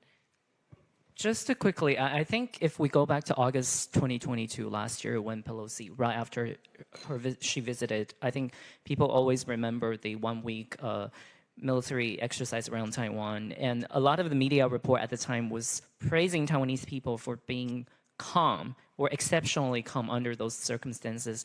I think a lot of that missed the point of that calmness. I think it's reflected actually through complacency, through the threat, because I think, again, they feel like it's been such a long part of their life. If they don't really see the fighter jet right above them yet, they don't really feel that sense of urgency. And I think it goes back to what Alice just said, is that it's just that acceptance of the fact that they like to believe that China will never invade, China will never attack. And so they don't also feel like, they need to take actual concrete steps to start also participating in, for example, the buildup of the civil defense system in Taiwan. There are discussions. There are some on the street say, okay, I would be willing. But if you look at the actual participation that's already started, it's still very low. There's a little peak right after the Ukraine invasion that the participation in some of these civil defense, I think, programs run by civil society groups have grown. But, as the war drags on, also the same of that awareness and I think sense of urgency. And so people now is going back to normal again. I think the reason why we are talking with worries and eagerness about possible results of this coming up election is because the result of this election is going to matter quite a lot. And there's one news, something new, which hasn't been pointed out, and it's important because the DPP has already had a minority government on 2000 to 2008. And Ai has already pointed out once he got elected as president after the election, he will, because the characteristic speciality of Taiwan, we have a presidential system. That means the winner of the presidential election, the winner takes all. The winner takes all, and the possibility that DPP won't get the absolute majority is quite clear. It's not for certain, but it's quite clear. So, like Jin said, once I'm elected as the next president, I would take some politicians from the oppositional parties, not from the opposition. Opposition means could be people from the society. He already said that I will take some people, I would get some people from the oppositional party. And that means, as to your question, could it be possible that there is a cooperation between KMT and DPP? That won't happen before the election because you have only 4 days or 5 days until the day which on which you have to make the decision who is going to candidate with whom.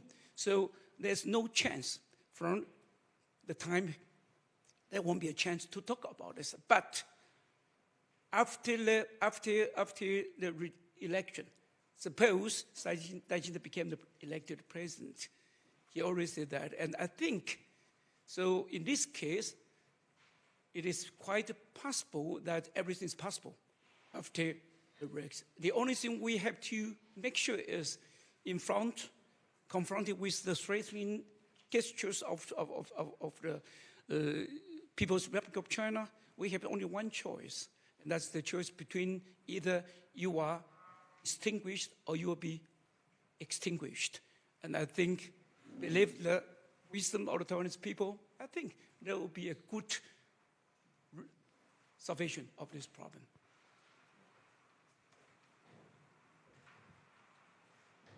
Thank you very much. Maybe Gunther, you just mentioned also the role of civil society actually, and also especially in civil protection. I think there's most of the initiatives in Taiwan are coming from the civil society. And you mentioned the lack of coordination because there is no consensus, or it's hard in the political debates to find a clear way or path forward how actually the government also wants to increase this level of engagement. But I mean, the Russian invasion in Ukraine has just been 18 months ago, and the way Taiwan society especially reacted to this, the way how the debates are now taking place, especially in the public, there is I mean, this is something we haven't seen in the past from my perspective. Would you agree to that? So would you say there is already a lot of dynamics going on, which might in the end also bring these voices into the parliament? And you mentioned also the role of the legislative yuan in the future with a third very, very strong party potentially, so that it's not like a bias or a kind of a matter of debate between the two big parties only, but the voices and the engagement also of civil society actors is much more represented potentially in a new legislative yuan. Do you see any potential for this? You mean more potential for civil society activism on the part of national defense or civil defense, or what do you mean? I think the role of civil society when it comes to national defense is more with regard to civil protection measures and initiatives we see all over Taipei and in other parts of Taiwan. So this might be something. Yeah, we have all these news about these initiatives in the vicinities of Taipei and in other parts of Taiwan where individual, for instance, an Ukraine Taiwan soldier who came back to Taiwan, he's like a sort of a hero within the segment of civil society now, monitoring training programs. But if you look at it overall, it's such a small percentage of Taiwanese civil society. There is no national discourse on the matter, which you need for really nurturing a strong civil society. Even the Ukraine narrative is not shared by the DPP government, it's not shared by the KMT, it's shared by nobody who has policy-making power in Taiwan. Because they all would say, like the People's Republic of China, Taiwan is not Ukraine. It's different, and they say it for different reasons, of course. But that also, you know, is a signal to society as a whole that Taiwan is different and should really detach itself from that Ukraine problem.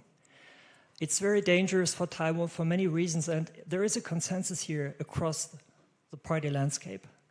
And if you do not have that kind of national discourse or political discourse, then you would not have civil society being strong enough to take this on. That also relates to very practical things. You need money. They have a very important politician, and that is Wu Nong, who is very outspoken in trying to push Taiwanese civil society on that front, but he has no money. And the money he gets for that is from third-party donors who actually cannot really sponsor that eternally. So right now we do not have, at least to my best knowledge, a clear-cut civil society drive in terms of civil defense because there is no national unity on that issue. The DPP government is not going into it, the opposition is not going into it, Only parts of them do, and they have not the back or the support of the major power holders in the parties. Why? Because they're all afraid that by that kind of thing they rock the boat and make things even worse as they are right now. So we shouldn't expect that from our perspective. I mean, it's very Western perspective in the end. You have to be in Taiwan, you have to live in Taiwan to understand how these people think. You cannot really judge that. We only see the deficiencies here, but in fact, it's not deficiency. They live with China for so many decades. They live with the threat of China for so many decades. They go to China, they work to China, they make business with China. They have all their own experiences, which we don't have. And so we also have, if we conceptualize a Taiwan policy, we have to be very, very attentive of that mismatch. Otherwise, there's also misunderstanding over time. Right now, we all support Taiwan because it's our democratic token, and that's fine. But if it goes down to concrete policy, you always have to factor in from the West that China is a very different factor in their equation than it is for us. We even fly with China Airlines. Thanks for this very clear remarks. We have time for one or two more questions, if you'd like to raise a question. If not, maybe I'm also very interested how you will spend actually the 13th of January next year, and maybe give us a little bit of your insights how you are going to work on the elections and how the next weeks or months are going to be for you. I think basically me and Alice were all waiting for that result on November 24th, because then that would make the whole real coverage on the presidential election, including the policy platforms, meaningful. And kind of like what Alice said, I think a possibility is looking at whether the DPP will then be really pushed and kicked and triggered to become more aggressive in terms of their campaigns, like become, I think, more creative and determined on, campaigning on other issues, because I think right now they're playing safe, they're speaking to their own constituents, they're not trying to reach beyond that yet. But I think once they see potentially if a joint ticket is really presented by the opposition, then that would be, I think, turning up the whole heat, turning up the whole discussion. But I would also be watching out for how much the Taiwanese civil society this time is really responding to the China factor, how they're responding to it. Again, I think it's going to be a completely different narrative, completely different feeling compared to 4 years ago. Remember, I think 4 years ago, there's a deep sense of, oh my God, if we vote the wrong person into the office, then Taiwan's going to be gone. There's this sense of that we're going to lose the country at the time. So that's why I think, but this time I don't think there's going to be that sense of losing the country, because again, I think the opposition candidates are not particularly as provocative on China policies as the candidate from the opposition 4 years ago. And also at the same time, there's no external factor driving up that sense of urgency and threat coming from across the Taiwan Strait. Yeah, I mean, I don't have much to add in terms of my plans. My plans are to see if there is a coalition, see who the candidates are, and cover the elections. I do think one thing I want to do more work on is defense, and to see, especially after we know who the candidates are, what kind of would it be a significant change for Taiwan if we had a change of government. Yeah. I mean, what we are doing on January the 13th, right? Running around. I think this is a Saturday, right? Yeah, so I will just wait for incoming messages of my Taiwanese friends and follow that very intensively, but I won't be there.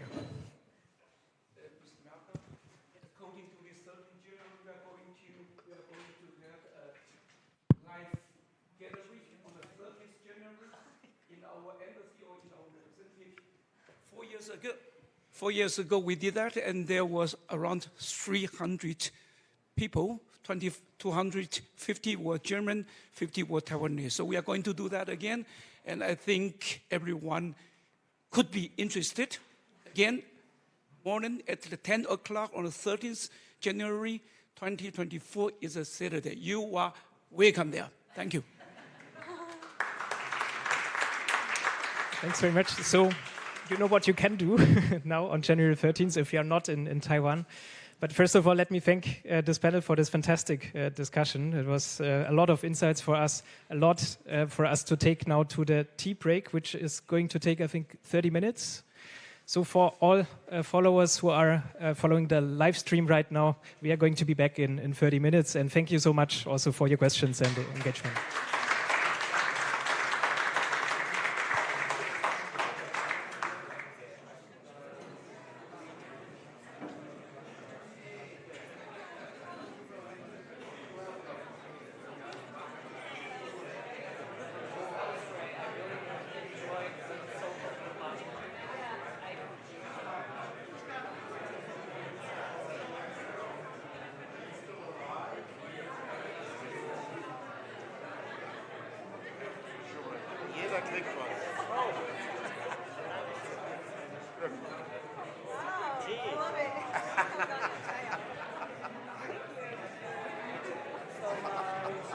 Thank you so much.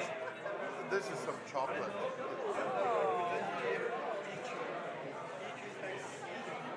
I love this panel. That was really good. Yeah, really, really.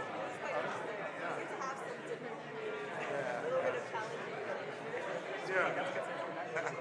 Vielen Dank. Oh.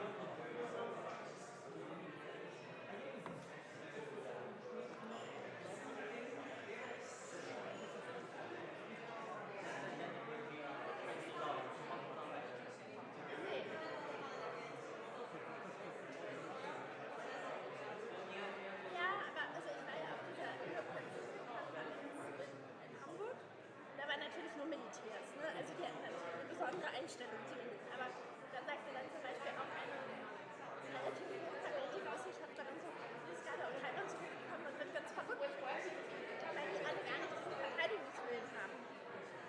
Und sie immer sagen, wir brauchen möglichst eure Hilfe, aber sie selber haben gar nicht so den Plan, was denn ist, wenn der Angriff kommt. Und ich fürchte, also ich denke, ich kann mich auch komplett irren, weil es ja auch die Bundeswehr bei uns gab, die gesagt hat, die Ukraine würde innerhalb von 3 Tagen fallen. Aber ich befürchte, dass die Militärausbildung der Ukraine einfach wesentlich besser ist, unter der Sowjetunion gewesen ist und dadurch praktisch alte Kräfte aktiviert wurden, die in Taiwan vielleicht gar nicht ist zu befürchten, aber ich möchte das ja nicht so sehen.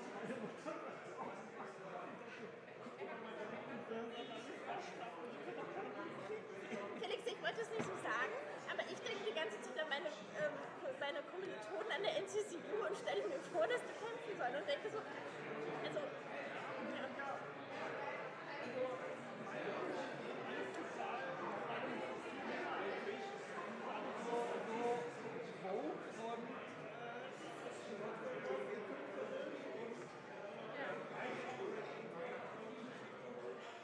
Ich meine, das ist ja auch alles gut. Also mir sind Menschen sehr sympathisch, die nicht irgendwie die sowjetische Militärausbildung genossen haben und davon geprägt sind. Also ich befürchte halt, dass es... Genau. Das ist sogar bei den Japanern anders. Also aber die Japaner sind ja auch manchmal anders. Nee.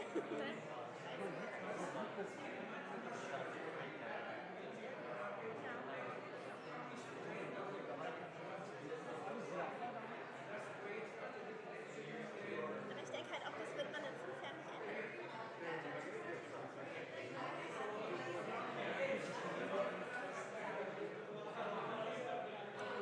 Also Oliver sagt immer, und da hat er schon recht, also der war für die Botschaft bei so Vorführungen. Und das ist halt alles so manche Art. Also das ist so. Also und auch wir haben diese Mittelkampf verboten, aber das Problem ist, dass, glaube ich, durch die Propaganda zumindest der Kampfgeist irgendwie ist. Also die Tochter von unserer Ein, die hat halt gelernt mit Maschinengewehren halt, also die so zu aktivieren und damit, also meinte alle, genau, also ich meine, Oliver hat da auch immer irgendwie so ein bisschen, also sich die Fotos und Videos von der Ai angeschaut, wie ihre 16-Jährige da marschiert und alle seine Maschinengewehre auseinanderbaut. Ja, man der kann sie ja trotzdem nutzen oder halt militärisch strategisch denken oder so. Also es ist ja am Ende auch eher Show und irgendwie so dieses Heraufbeschwören eines Kampfgeistes. Aber zum Kampfgeist.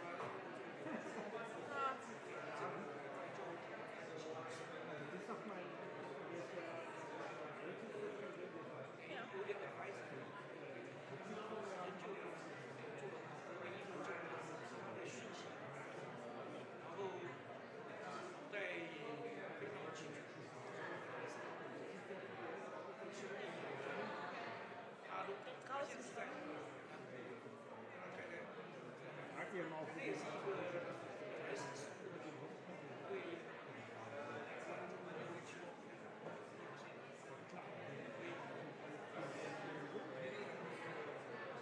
Und wo? Dann auch in Kanada, so ähnlich wie die Oshawa? Ja.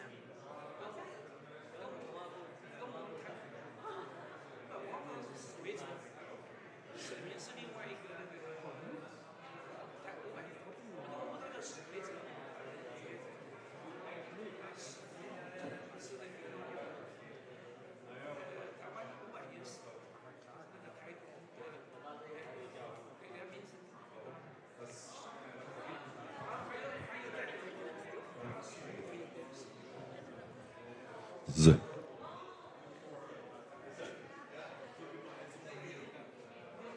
Aber siehst du denn das Risiko? 志伟，你有听到吗？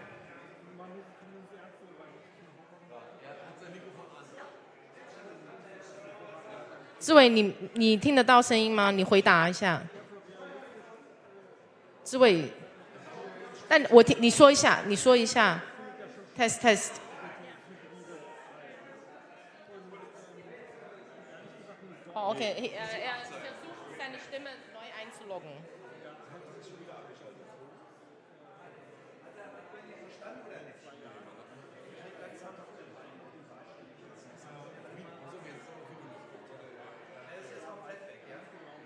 Ja, er musste irgendwie neu. Ja. Nö.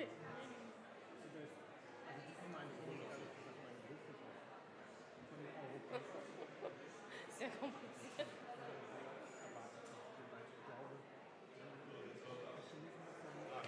好，那你听得到我的声音？你的麦克风啊，可以了，你有听到我？好，可以，非常清楚，太好了。OK，测试好。OK，谢谢你。OK，那你Hoffen wir mal, dass der Sprecher nachher der Mikrofon. Es ist wirklich. Eben, das ist es eben. Ja, ich kann nicht dahin gehen und ihm mal irgendwie den Finger kloppen. Das macht mich nervös. Ja, weil, der weiß auf der anderen Seite, dass er ja, was willst du? Ich sage immer, er soll mit Vizeminister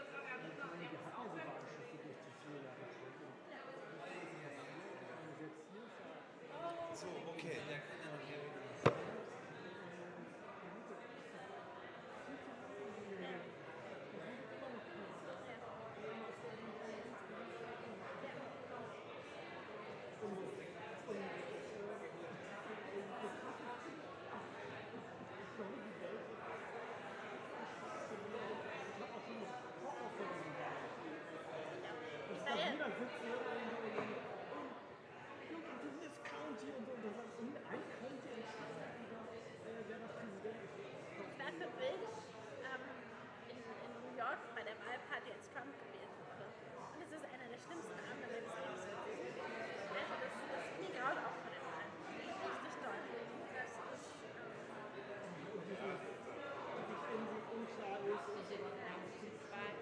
dann graut mir auch vor dem Moment bei der New York Times, weißt du, er weiß Bescheid, er sagt diese Nadel. Ich weiß doch genau, wie ich auf mein Handy geschaut habe und sie umgeklappt ist zu Trump. Also vor diesem Moment habe ich auch Angst. Ja. Ja. Vor allem, wenn Trump dann da reinkommt, also der hatte halt auch 4 Jahre Übung schon gehabt. Also kann so viel Schaden anrichten.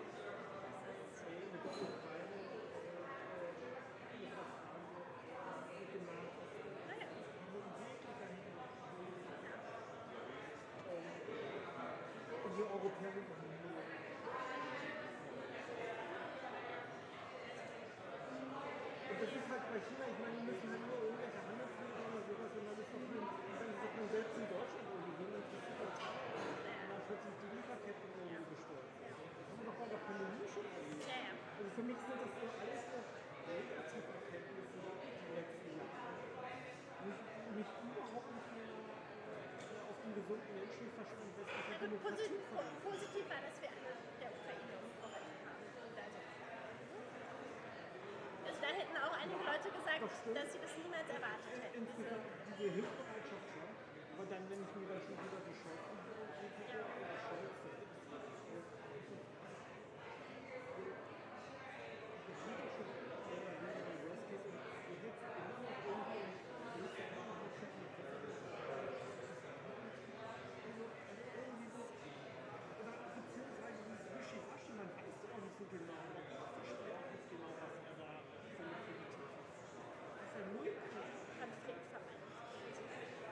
Ohne dass er merkt, dass die Konflikte trotzdem kommen. Also keine Entschlossenheit.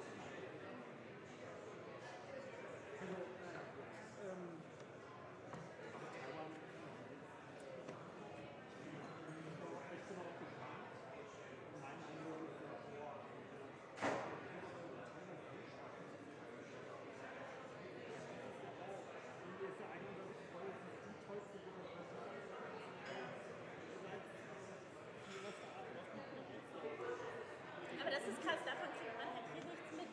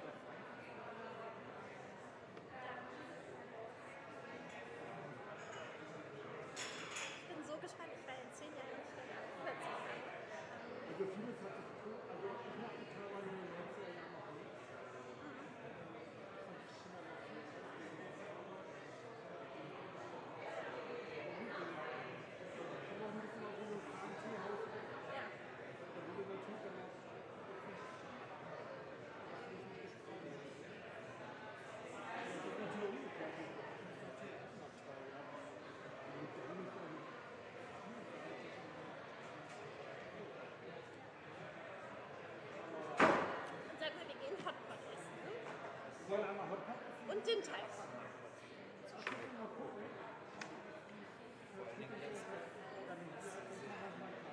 Weil es Ja. ist immer tatsächlich schwierig am Tisch zu kriegen. Ja, das stimmt. Es gibt da den Urladen, der so ein bisschen klein und schwammig ist. Mir ist es ganz egal, Hauptsache wir geht's unter. Also wir können es auch ganz klein machen. Aber das müssen wir. Ich bin kurz davor, in Deutschland eine Petition zu starten, dass die Filiale Ich habe letztes Mal gefragt, was machen wir, wenn wir so Berlin kommen, haben sie nicht auf dem Schirm. Wir hätten mal erwägen in Frankfurt. Wie so ein Fachschule Ja. in Berlin. Nee, da hätten wir schon eine Marktschule gemacht, da gäbe es das Klientel. Hier gibt es das auch. London haben wir da. Ja, ja. Ja, kriegen wir hin. Aber den Pegel war die wahrscheinlich auch was dafür. Wir haben Übergangswohnung danach ausgesucht, den Teil von Papier Laufweite. Aber in Taiwan kann man auch nicht. Ja, das kann man total. Nein, ich esse alles.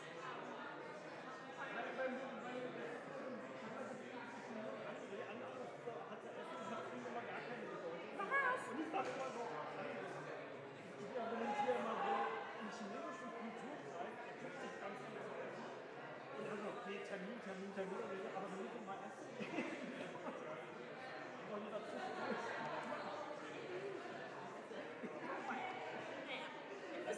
Wir müssen die Augen offen halten, wo wir gute Straßenstände sehen oder kleine Restaurants, wo wir dann zumindest Brötchen oder so bekommen. Das ist ja das Tolle. Ja, genau. Total gesund und vor allem auch verlässlich, ja, dass dann auch komisches Beigemischt ist. Ich freue mich, dass und Hotpot, wir haben ja in China einen Hotpot gesehen. Ja? Und ich war bei dem Go Asia am Alex zum ersten Mal. Ich bin total durchgedreht bei der Super. Ja, der. Das ist ja die ganze Heidi Lauf. Dann habe ich da Hotpot jetzt Samstag mit meiner Freundin gegessen. Das waren echt Leute, die mit uns im Picknick zusammen waren. Und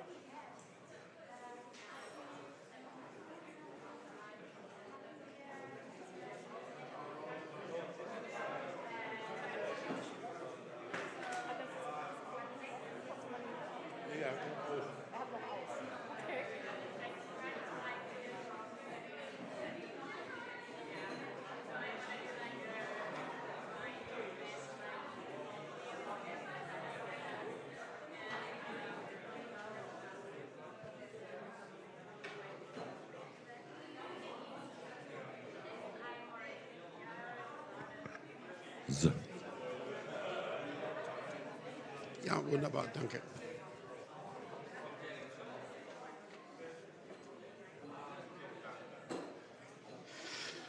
So, welcome back, everybody, after our coffee break. We're now about to hear from our second keynote speaker today. I'm very happy and also a bit proud that I am able to announce that Roy Chun-Li, the Deputy Minister of Foreign Affairs of the Republic of China, Taiwan, is going to join us electronically with a keynote. Roy Lee, before joining the ministry, was Deputy Executive Director of the Tsinghua Institution for Economic Research. That's how I met him first. He specialized in trade liberalization policy, WTO, trade services, non-tariff measures, and regional integration. And I think it's a great sign of wisdom of political leaders to put such an accomplished economist and trade specialist into a high position as a deputy foreign minister. Welcome, Mr. Lee. I'm glad to have you. We're waiting for your remarks. Please do take the floor. Thank you very much, Mr. Kothofer. I hope you can all hear me good. Okay, thank you. Well, first of all, I would like to thank Mr. Bütikofer for the invitation. I'm honored to be here for the second Taiwan seminar to share our observations on the security situation in the Taiwan Strait before the presidential elections and the future of Taiwan-Europe's partnership in de-risking. It's unfortunate I won't be able to join you in person. I actually listened in sitting for some of the discussions in the previous session. I found all these discussions and remarks and even the questions fascinating. So I'll try my best next time to join you in person in Berlin. Today marks exactly 2 months before the general election on 13 January next year. Since President Tsai's term expires next year, by constitution, we must elect a new president. So the competition is particularly fierce this time. Although the rivalry is tense, it is also a demonstration of the vitality of Taiwan's liberal democracy. Actually, in Freedom House Freedom in the World 2023 report, Taiwan received the highest score in Asia and 6th in the world. The process of this upcoming election once again provides the best proof. This seemingly ordinary achievement from a European perspective is actually hard work. After all, Taiwan only lifted martial law 36 years ago, and the first direct presidential election only took place just 28 years ago. Looking around the world, it seems to be a mixture of failures and successes in the transition from authoritarian regime to democratic system. So Taiwan people are not only feel proud of this achievement, we also cherish it. In particular, every election in Taiwan's history so far are subject to tremendous external interference, primarily from China, of course. China interferes in our elections, including this time around, through disinformation, military and economic coercion, manipulation of public opinion polls, or even manipulation in illegal underground gambling activities. It makes this achievement even more difficult to come by. For this, China is unquestionably the country next to Taiwan that are most interested to participate in Taiwan's election. We often joke here in Taiwan that since they like to participate so much, it would be better to hold their own elections. The main focus of the policy debate in this upcoming election still revolves around relationship with China. Political parties debated on how to deal with China, but one thing is clear. That is the consensus among Taiwan people, is that we want to maintain the status quo. The status quo means that Taiwan and the PRC has no jurisdiction over each other, that we want to keep our democratic way of life, and that we want to decide our own future. These are not political wishful thinking. This is actually the status quo in the last 75 years. Also consistently, over 85% of the Taiwan population support maintaining this status quo. The latest survey in Taiwan back in April this year shows 76% of the population don't agree on the notion that Taiwan is part of the PRC. Another survey just 2 months ago shows that 85% disagreed with China's one country, two systems proposal. This is certainly not the status quo China wants to see. And they have initiated all kinds of measures to change this status quo. China's military intimidation against Taiwan becomes a daily exercise in recent years by sending warplanes and warships to cross the Median Line, and many of them intrude into Taiwan's air defense identification zone. One latest report shows that China's air incursion against Taiwan increased by 76% in the year 2022. While this military coercion benefits China in terms of its military capabilities to attack Taiwan in the future, but for the time being, they are more likely to be gray area coercions with objectives, including to create fear and division in Taiwan society, so as to compel Taiwan to surrender to China's demands. Also to interfere with Taiwan's presidential election by creating tailor-made evidence to support the opposition party assertion that the election is about choice between war and peace, and to isolate Taiwan by creating chilling effects on countries who want to stand with and support Taiwan. I want to draw your attention to the fact that China's invasion has already started in the digital world in the form of cyber attacks and disinformation.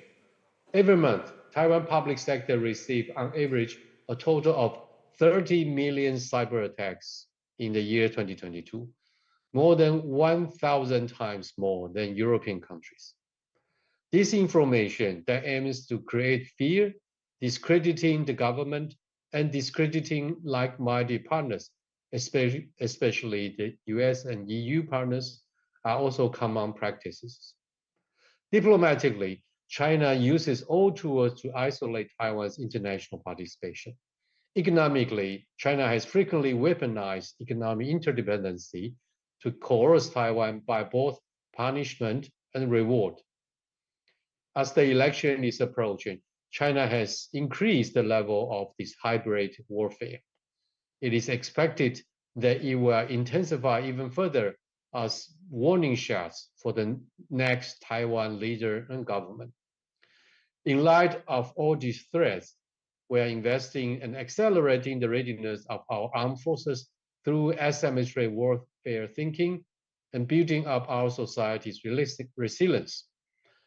Our military spending continued to grow in the last 7 years in a row, and the budget for 2023 has increased 7.7% vis-a-vis that of 2022, reaching 2.5% of Taiwan's GDP. We're also working on building up a whole of society defense system and readiness. I want to underscore the fact that these efforts are not provocation for armed conflicts. They are means to avoid a war. They are guarantees for peace. I will now briefly touch upon the issue of partnership in de-risking. Let me start by de-risking partner in security domain.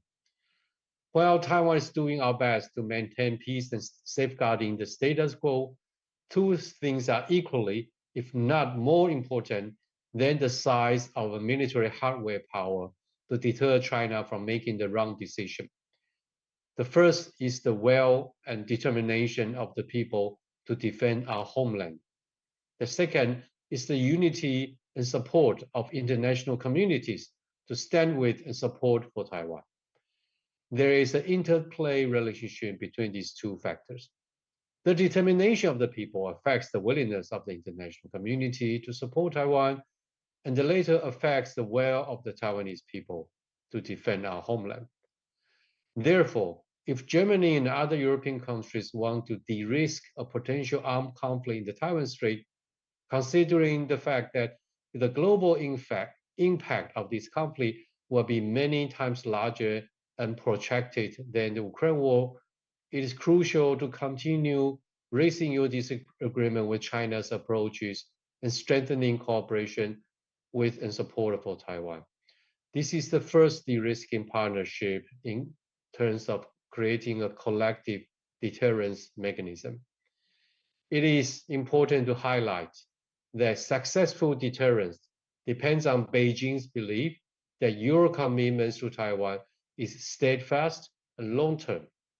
To the contrary, if China finds incentives and persuasions can buy and change countries' position, you will be sending the wrong signal to Beijing to recalculate its probability to win, and this increases the risk of military conflicts.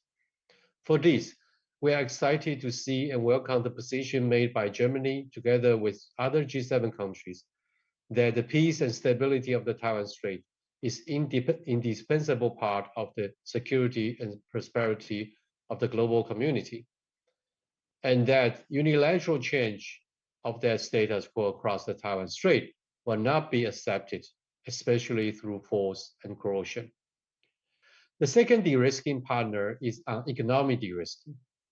Although there are different definitions on economic de-risking, but one of the common elements is to reduce the economic dependency on countries who has the preference to weaponize economic interdependency. Certainly, China is the target market for most countries. Taiwan is a key partner in achieving this. TSMC's decision to partner with Germany and other European countries to establish a semiconductor fab in Dresden is just the latest example. In the last 40 years, in fact, Taiwan has established ourselves as a trusted partner, nicknamed the global kingmaker in the global supply chain system, not only for semiconductors, but also in ICT, electronics, machineries, and pharmaceuticals. More importantly, we are perhaps one of the most experienced partners in de-risking against China. It will be mutually beneficial strategically and economically for Germany and all European partners who are seeking de-risking objectives. As a conclusion, I would like to make a recommendation for all European friends to consider. That is to have a Taiwan strategy or a Taiwan policy that sees Taiwan as a normal partner in the Indo-Pacific, not as part of a broader China policy. This will be beneficial not only for the purpose of security de-risking, but also for the economic de-risking. I'll stop here. Thank you for listening. I will be happy to take comments and questions. Thank you. Back to you, Mr. Cooper.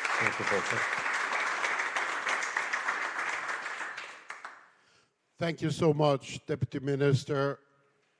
I would ask participants if they want to come in and make remarks that you could then respond to or ask questions. Are there? Yes, please. Sorry, before we move on, can I make sure? Can I ask you to turn on the camera on the side, because I can't really see you. I can only hear you, but I can't see anyone on the screen. Is that possible if we can turn on the camera? We'll try. So I'll feel more, connected with you. Are we getting there? Not yet. I haven't been able to see you yet. But yeah, maybe we can just move on with the questions or comments. Okay. while they were Sorry working for on the that camera. glitch. Yes, thank you very much for your presentation. I'm Takashi Hongo, Mitsui Global Static Study Institute, Tokyo. So my question is, as you mentioned, that trade is very important for Taiwan's economy. So I understand that Taiwan and they ask to participate Trans-Pacific Partnership, but also the U.S. is no longer Trans-Pacific Partnership, but they propose new other the concept, Indo-Pacific Economic Partnership, IPEF. So what is Taiwan's stance towards the participation to IPEF? So the TPP is, the benefit of TPP is custom duties reduction, but IPEF is not a custom duty. However, more political and the more the alliance-based approach. Can I ask you about Taiwan's stance toward the IPEF, please? Thank you very much for the question. I think we go one question at a time, please, Deputy Minister. Of course. Right. Okay. Now, if there's no opposition from China, I think Taiwan will be more than happy to participate in both CPTPP and IPEF. It is because trade and investments and connectivity with supply chain partners in the Indo-Pacific region and beyond are critically important for Taiwan's economic growth. And any integration processes, including relatively traditional CPTPP style of agreement that includes tariff reduction and other trade rules, as well as IPEF, the later generation of networking and partnership, are both important for Taiwan to be integrated more deeply with other regional partners. So I think the first part of my answer to your question is that we were compelled to make our decision simply because of the political obstacles created by China. Now, let me put this obstacle reality, the political reality, back into the picture. Taiwan has formally applied for CPTPP membership, so is China. And now the members of the CPTPP are having problems to decide what to do next. I think at the center of the debate among CPTPP members that a large number of CPTPP members disagree with China that they are ready to meet the high standard of the CPTPP high obligations.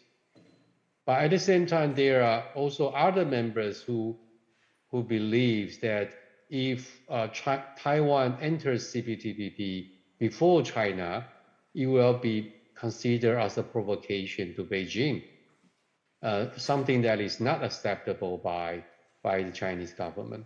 So we are running into a kind of that political dialogue.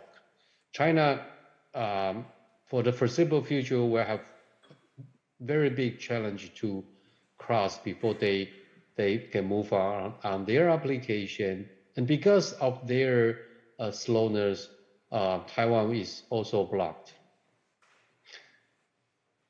But we will continue to work with CPTPP members. Now, on IPEF, right now we are not participating in IPEF for, once again, obvious reasons that some of the IPEF members have concerned about Beijing's reaction if Taiwan is invited to join IPEF. But we are sort of indirectly connected with the IPEF process through the bilateral agreement that we have just concluded with the United States back in July, August this year, under the name of the bilateral Taiwan-US trade agreement. Because if we look at the content of the US-Taiwan trade agreement, is a mirror reflection of the content that's been under discussion of the IPAF's trade pillar. Now, in the last 3 years, Taiwan has also established 3 economic dialogue mechanisms with the US under the name of technology and investment partnership dialogues. All these dialogues putting together once again reflect another 3 pillars of IPAF pillar on supply chain connectivity, for example. So in a way, we are indirectly connected with IPAF through our undertakings on a bilateral level with the United States.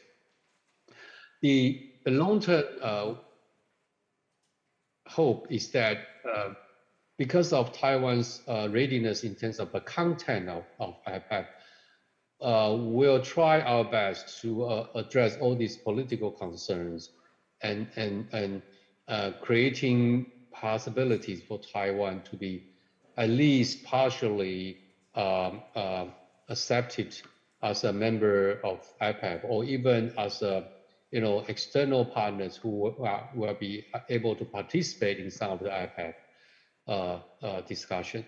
So in short, Taiwan is, in terms of substance, Taiwan is ready to be part of the IPAF. It is the political decision that probably takes some time to be addressed as our next step to participate fully in the IPAF process. I'll stop here. Thank you, Deputy Minister. I think we have time for one more question. If there is another question to Mr. Lee. Anyone?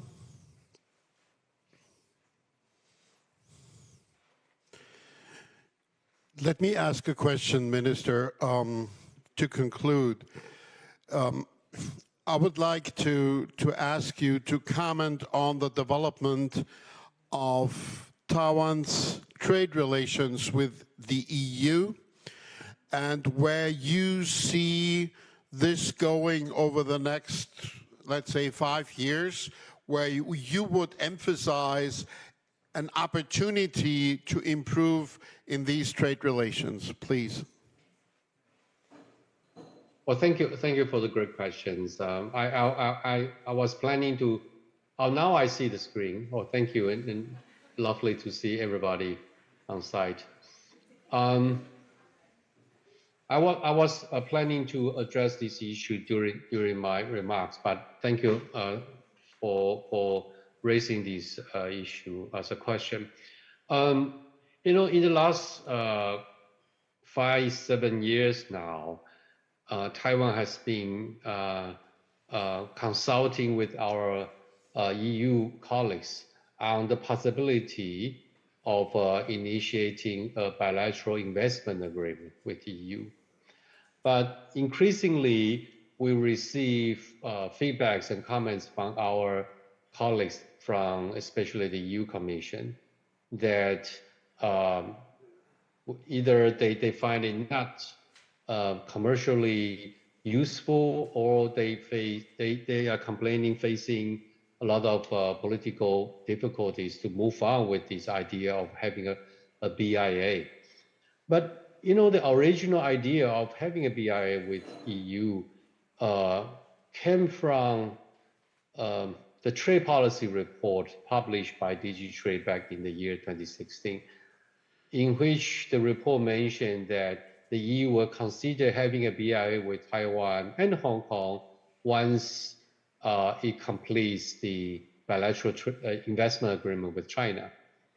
So from Taiwanese perspective, a bilateral investment agreement has never been a priority, simply because there are many other areas not covered under a BIA that are of interest to both Taiwanese and European businesses.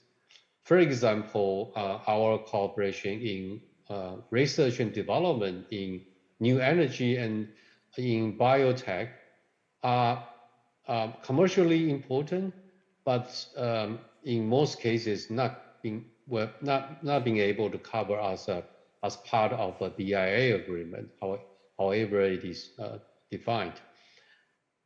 So I think looking into the future, and also from Taiwanese perspective, we are also reconsidering the approaches that we want to undertake with our Commission colleagues.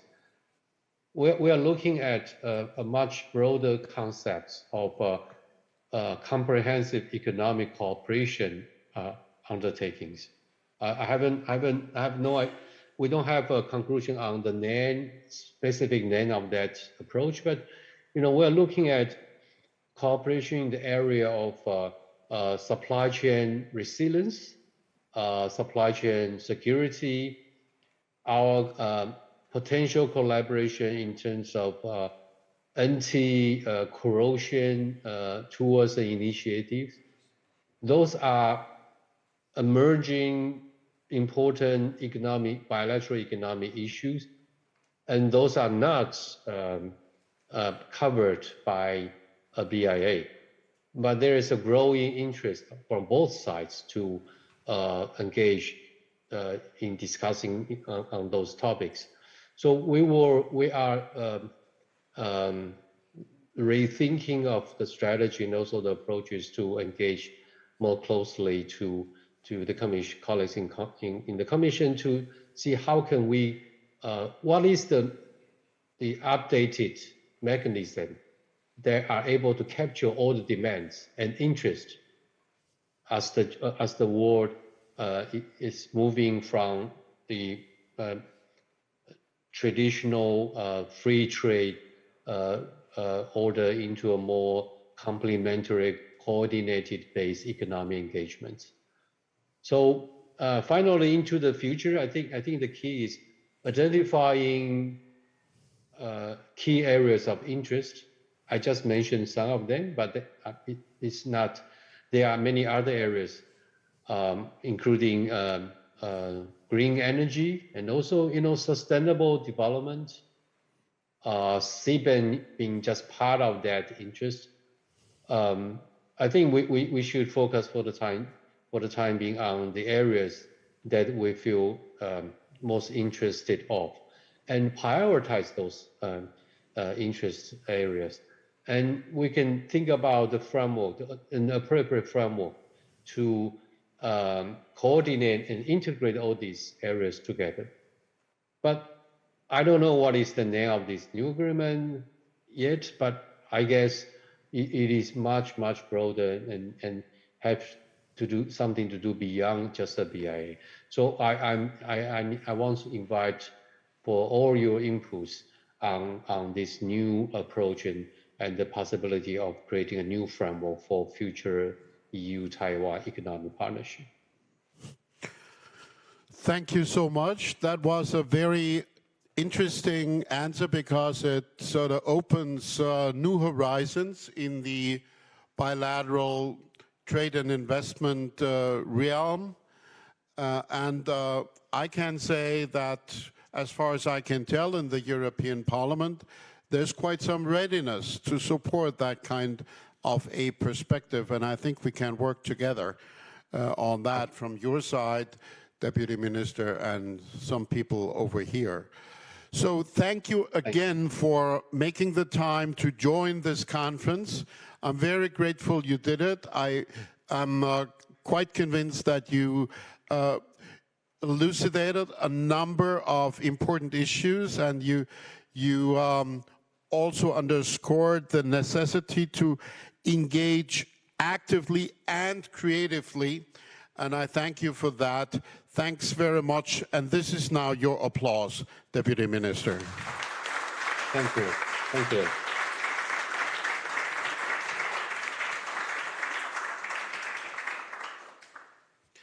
Okay, thanks again to the Deputy Minister in Taipei. And now we move on to our next panel, and I invite the moderator, Shiming, to take over. Thank you very much, ladies and gentlemen.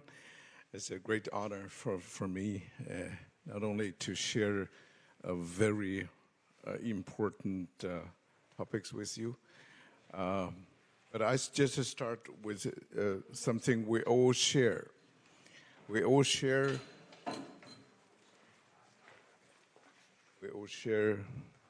the fact that every one of us has a past. We all share that this past won't leave us all the time alone. We all share the feeling that some of this past has so urgent something to do with what is happening. For example, what is happening between Israel and Hamas. What is happening in Europe, in many capitals. People are discussing all of a sudden about revival of the anti-Semitism. All these things do have a great deal to do with how to deal with the traumatic past of Holocaust, for example, in Germany, but also in many other European countries.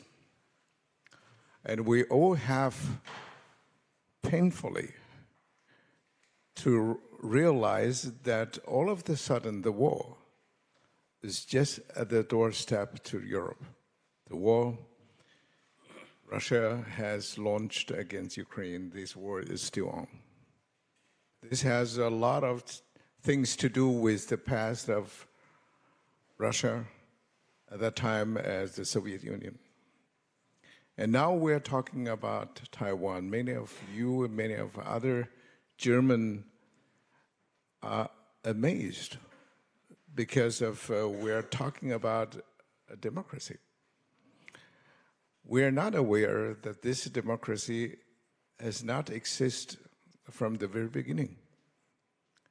Many of us don't aware that this democracy has to be worked out with so many fightings, so many struggles, causing so much pains. So, having said that, we're already the mid of our discussion. I'm so honored to join this panel. I would like to ask each one of our panelists to introduce him or herself, because I'm convinced this is the panel not just joined by someone dealing with theory, but with practice, with daily life. And I think it's much better to let these people dealing with lives to introduce themselves. So I would ask Mr. Apafronis to begin with, because he is someone dealing with Holocaust. Please, just roughly introduce yourself. My name is Adam Kerpel-Fronius. I work not very far from here. It's just 2 minutes to walk is the Holocaust Memorial. That's where I work. So the Foundation Memorial to the Murdered Jews of Europe in English. And I'm a historian, also study political science. And I have to say, I'm very honored to be here and also a bit starstruck. I was born in 1975 in Budapest, so I grew up in Hungary. And 1989, well, I would have never thought that 35 years later I would be sitting with Mr. Kaishi on a panel. This is quite an amazing thing, and also with Irina Sherbakova. It's amazing. 35 years ago I didn't even speak German. So, 1989, the things that impressed me the most as a 14-year-old were what was happening in Beijing. Has made a huge impact on me when I was a 14-year-old, because in Hungary, okay, I was born to a family where we talked a lot about history, and it was very present. And we were always watching what is happening in Poland, what is happening in Russia, and very intensively what was happening in Beijing, because we also thought in summer 1989, if there's a crackdown, what will happen to us and how will it look like? But April, May wasn't about crackdown. It was much more about how a democratic atmosphere just explodes and develops, which was quite a parallel to what was happening in Hungary, months before anything happened in East Germany, actually. So history always has to do with how we see ourselves and how we perceive the world. And as a collective, as a nation, or as a community, but also as individuals. It plays a very, very important role. But still, I'm here at a conference which deals more with politics. So I'm kind of the odd one out here, because this is very much, I'm sitting here in a room with journalists, with people from think tanks, with politicians who are much more about dealing things going now and looking at situations and trying to solve them. So I have to think a lot about Richard Holbrooke's very famous words at the Dayton Peace Conference: no bullshit, no history lessons. So that brings me back to what are we doing here and what are we talking about. So it's a very interesting angle. Should I just go on a bit about, or the introduction? Okay. Go on with better. Okay. Introduction.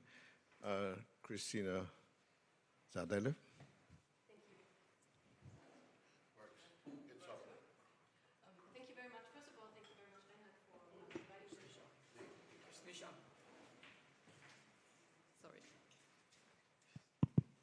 Is on.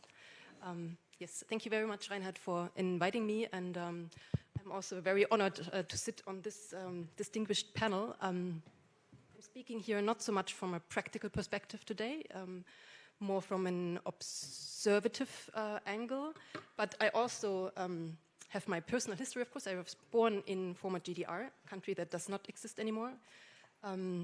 So I followed what happened, and maybe because I was very young and was very blind, I didn't, in the transition or transformation period, I didn't really pay attention to what actually happened to our country and to the people and to society. So I woke up very late, and maybe that's also one of the personal reasons why I'm interested in this topic. But to me, as why I'm here today, so at the moment I'm at the Institute of Chinese Studies at Heidelberg University, but more related to today's event, I had the opportunity last year to spend 9 months in Taiwan with the Taiwan Fellowship Program, trying to learn and trying to understand a little bit about the very complex questions around how Taiwan tries to and is trying to coming to terms with its past. This was last year, and as a follow-up opportunity this year, I had the privilege to support and also to accompany the Bundesstiftung zur Aufarbeitung der SED-Diktatur, which has a very difficult English name, the Federal Foundation for the Study of Communist Dictatorship in Eastern Germany. So I accompanied them for their annual study tour this year to Taiwan, where they met with representatives from museums, from academics, NGOs, officials from various ministries, and also former survivors of Taiwan's authoritarian rule. Maybe I stop here, and I'm looking forward to the debate. It's a wonderful bridge to Workashi. It's very special to introduce someone coming from mainland. Please. Well, you set the tone. I'm a Chinese here. But I guess I wear many different hats. And then this is one of the most frequently asked questions that I encounter. What do you consider yourself, or Chinese or Taiwanese? I'm a Chinese by birth, and I was born and raised in Beijing, and then I'm Uyghur by blood. I'm Uyghur. I belong to a country that has been occupied and annexed by the People's Republic of China. That another identity of my conflict was. And then I'm Taiwanese by choice, very proudly. So, and today, in today's conversation, we're going to talk about authoritarian past, and then that is one of the reasons I particularly feel proud of being a Taiwanese, and then also interest enough to lure me from where I lived at that time was in United States when I was in school, and then I wanted to move to Taiwan to study many amazing factors of Taiwan. And my first visit to Taiwan was 1990. And then from that on the 6 years on, I visit Taiwan every year and at least 1 month. And then the first few years of the 90s was a fascinating time of Taiwan. And then I also watched Taiwan, not only democratization, but from I'm sure we have all heard this phrase to say Taiwan is a beacon of democracy in the Chinese language world. Taiwan is now exemplary democracy in the world.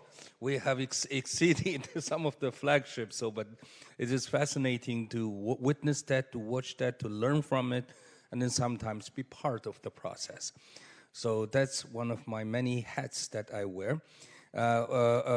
Chinese dissidents, Tiananmen background, and Uyghur, Taiwanese. So when I was asked this question, people would often say, no, you're going to have to make a choice. Like, you cannot be of them all. And then I think about it and I say, yes, you can. I would really, really love one day, but that's not today. That one day, all my identity can unify under one word called freedom.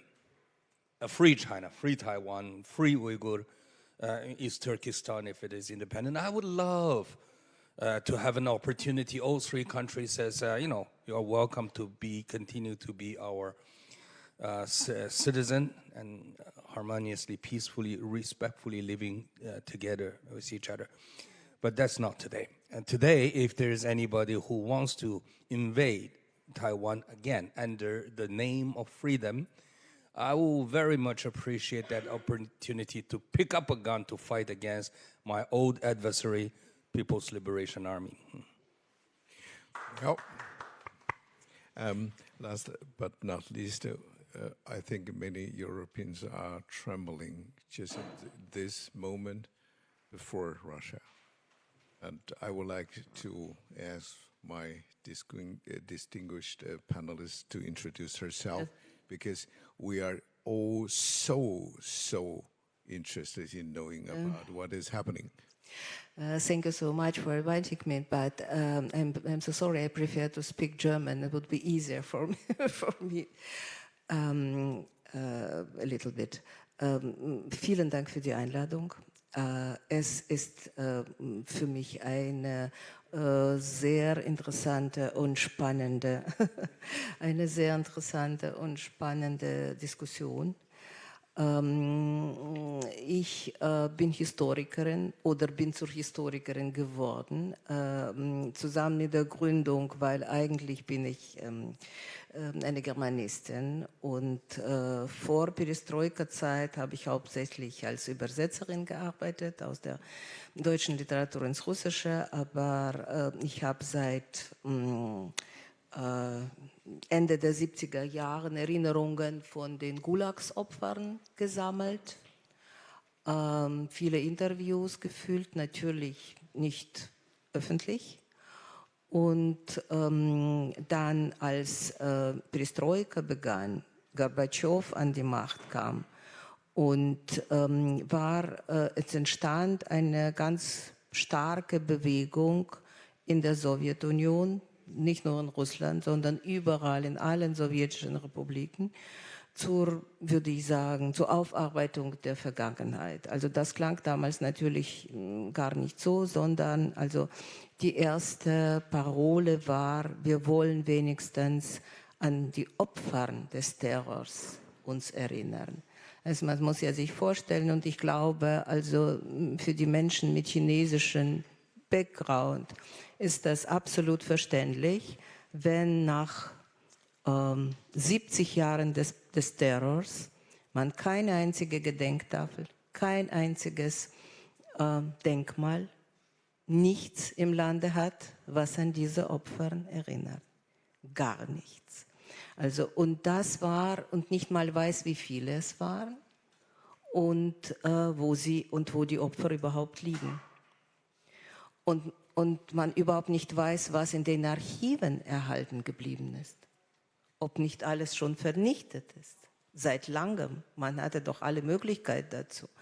Also das war, und ich glaube, es entstand so etwas für eine kurze Zeit wie ein Konsensus für die, wenigstens es schien uns sozusagen denjenigen, die Aktivisten in dieser Bewegung waren, ein Konsensus, dass plötzlich viele Menschen in Russland, in Sowjetunion, auch in Russland, aber nicht nur in Russland, sondern in der Sowjetunion, im Kaukasus, in anderen sowjetischen Republiken plötzlich zu einem Verständnis gekommen sind, wir können keine Reformen anfangen, wenn wir nicht unsere Vergangenheit aufgearbeitet haben und eigentlich Schluss mit der Vergangenheit gemacht haben. Und so ist Memorial gegründet worden, eine Organisation, die sich mit diesen Fragen beschäftigt hat seit dem Beginn. Und ich muss sagen,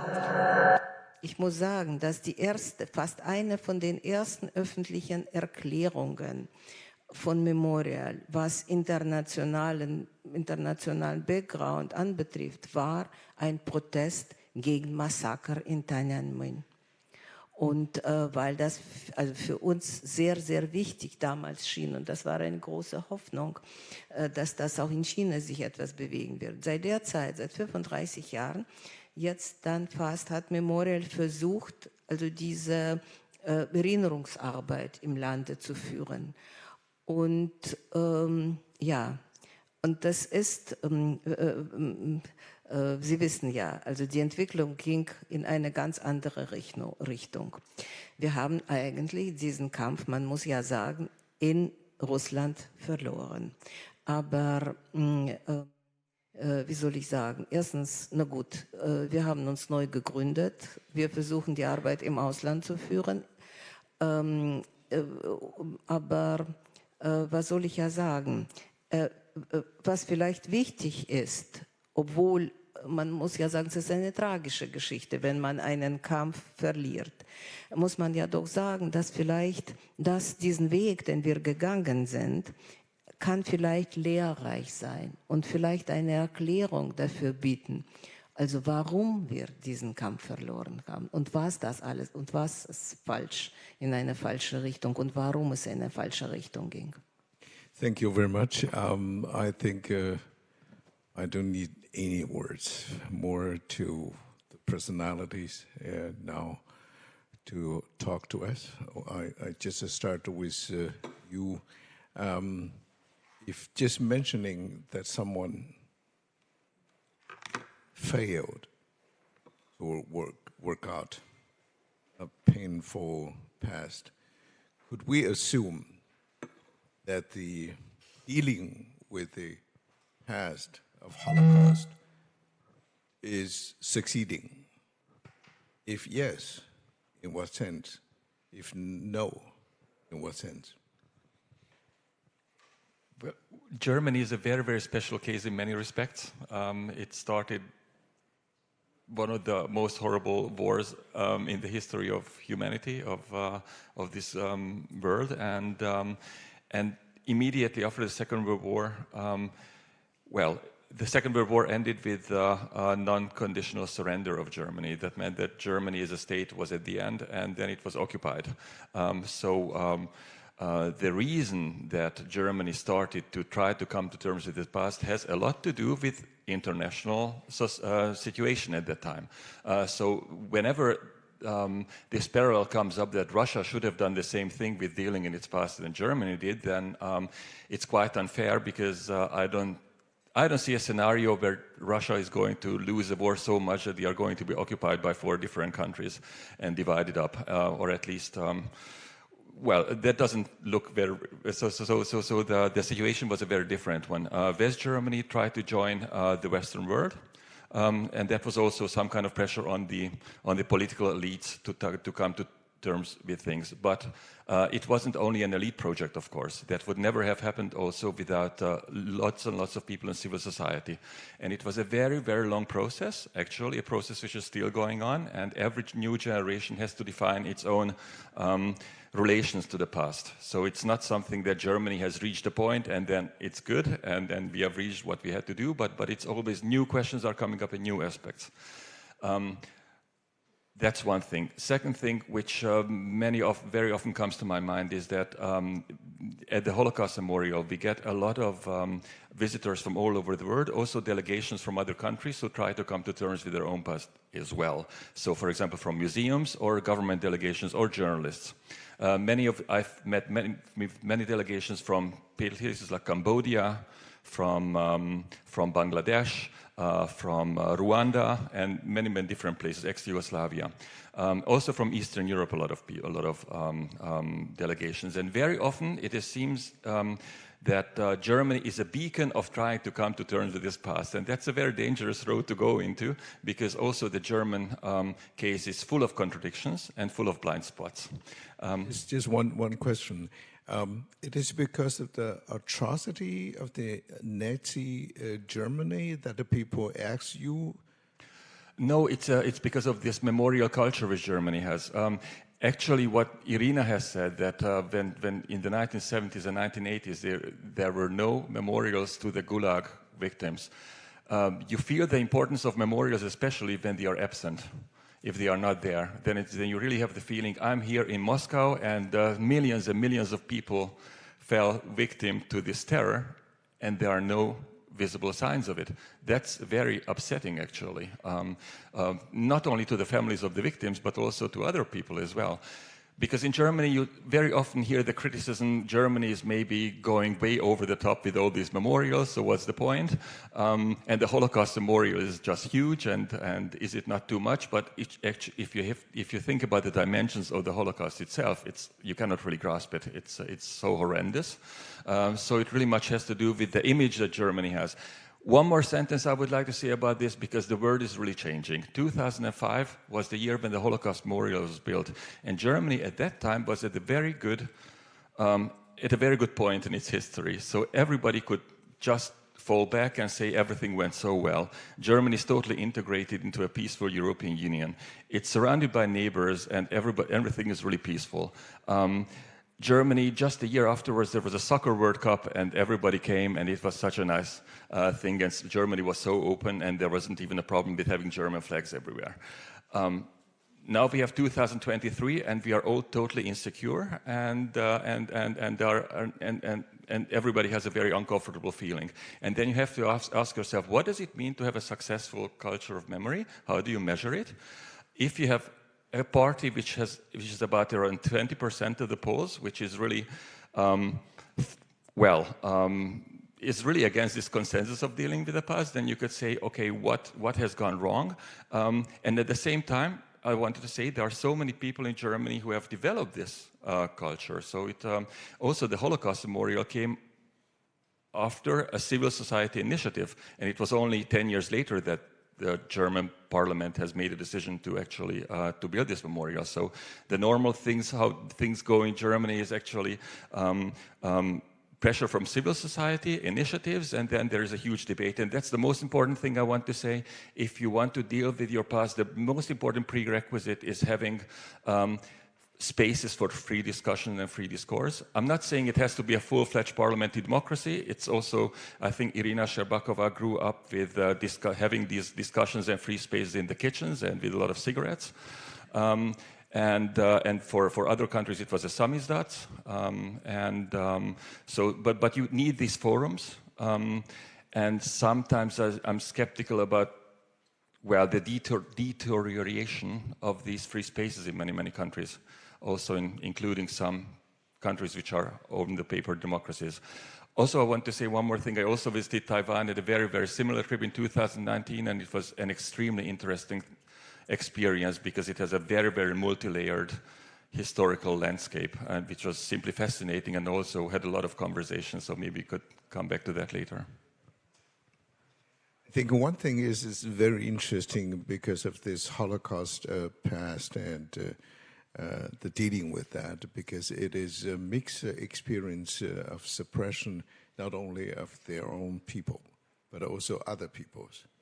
So there is quite a difference to Taiwan. The authoritarian, painful past is related primarily to the suppression of their own people. How did you experience during your stays in Taiwan dealing with such a past? You mentioned you focused upon the time as Tsai Ing-wen is the president of Taiwan. How is your experience? yeah, maybe at the beginning of my stay last year, the summary was it's quite schizophrenic. And at the end of my stay, I thought, well, this is where Taiwan is now, and it has made a lot of progress, and it needs to be acknowledged what it has been done. But maybe I start. So it's a challenge to put such a complex topic into a few minutes. So I can only focus, of course, on a few aspects to highlight here. And I thought to break down the topic and make it a bit more concrete, I thought I use one prominent symbol in Taiwan as an example to make my points, which illustrates quite well the struggle Taiwan and Taiwanese society is going through. And I'm speaking here of the famous Chiang Kai-shek Memorial Hall, which is illustrating very vividly the struggles and the back and forth. So. For your memory, Chiang Kai-shek was the leader of Kuomintang, was a highly celebrated leader of Chinese nation as he led an army fleeing from mainland China to Taiwan 1949. That's just the background. Thank you. Yeah, just exactly 2 weeks ago, there was a small protest campaign in front of the Memorial Hall, organized by a few NGOs in Taiwan, demanding the dismantling of the hall and demanding also to put forward pending legal reforms. And they hold a banner in front of them using the English slogan, "Taiwan does not need a dictator memorial hall." So this example shows that, well, it's in the middle of, the memorial hall is in the middle of Taipei, in the heart of Taipei, and it shows it's not a topic of history books, it's still a topic of current social and political debates. Secondly, it also shows the fierce political polarization when it comes to this topic in Taiwan. Just one example, when I, just using the Memorial Hall as an example here, during the Chen Shui-bian administration, which was the first DPP president in Taiwan, they changed the name of the Memorial Hall into the Taiwan National Democracy Memorial Hall. And they also changed the square, called it then the Liberty Square, and they stopped with the honoring guard performances. But after the Kuomintang came back to power, they changed back the name to the National Chiang Kai-shek Memorial Hall, and they also resumed with the performances of the honorary guards. They did not change the name of Liberty Square. They did not dare in 2008 to remove something called Liberty in Taiwan. Thirdly, this place also shows that in Taiwan there's not the one past, there's not this one collective memory, but there are fragmented pasts and contested memories in Taiwan, which you can see and hear about still today. And it's illustrated in the Memorial Hall maybe through the two main exhibitions at the moment. So on the one side, you have the exhibition on Chiang Kai-shek and Republic of China, and just next door, you have the exhibition called Taiwan's Long Walk to Freedom of Speech. Both exhibitions tell very different stories, but both stories are still, are still being told among the Taiwanese people. And the one story is, as you also mentioned, Chiang Kai-shek is the great leader, the president of the Republic of China. He has done many good things for Taiwan. But the story of the victims of this brutal terror regime and their memories and their pains and their traumas are, of course, completely different. So these are just two stories. I could add more to add to the complexity if you would look at the indigenous people's story or the stories of traumas of the soldiers who came to Taiwan hoping that they can go back to China but never could. But there is not enough time here now. And my fourth point, using this memorial hall as an example, is it shows maybe what the administration of Tsai Ing-wen has and maybe has not achieved during her 2 terms, because there is still till today, no decision on how to deal with this most prominent authoritarian symbol in Taiwan. But why also my observations last year focused on the Tsai administration was that it was the first time in Taiwan's democratic history that DPP did not only have the presidency, but also the legislative yuan, the majority. So there were a lot of hopes and expectations to really push forward. Of course, the whole process has not started with her administration. So it started already, the process of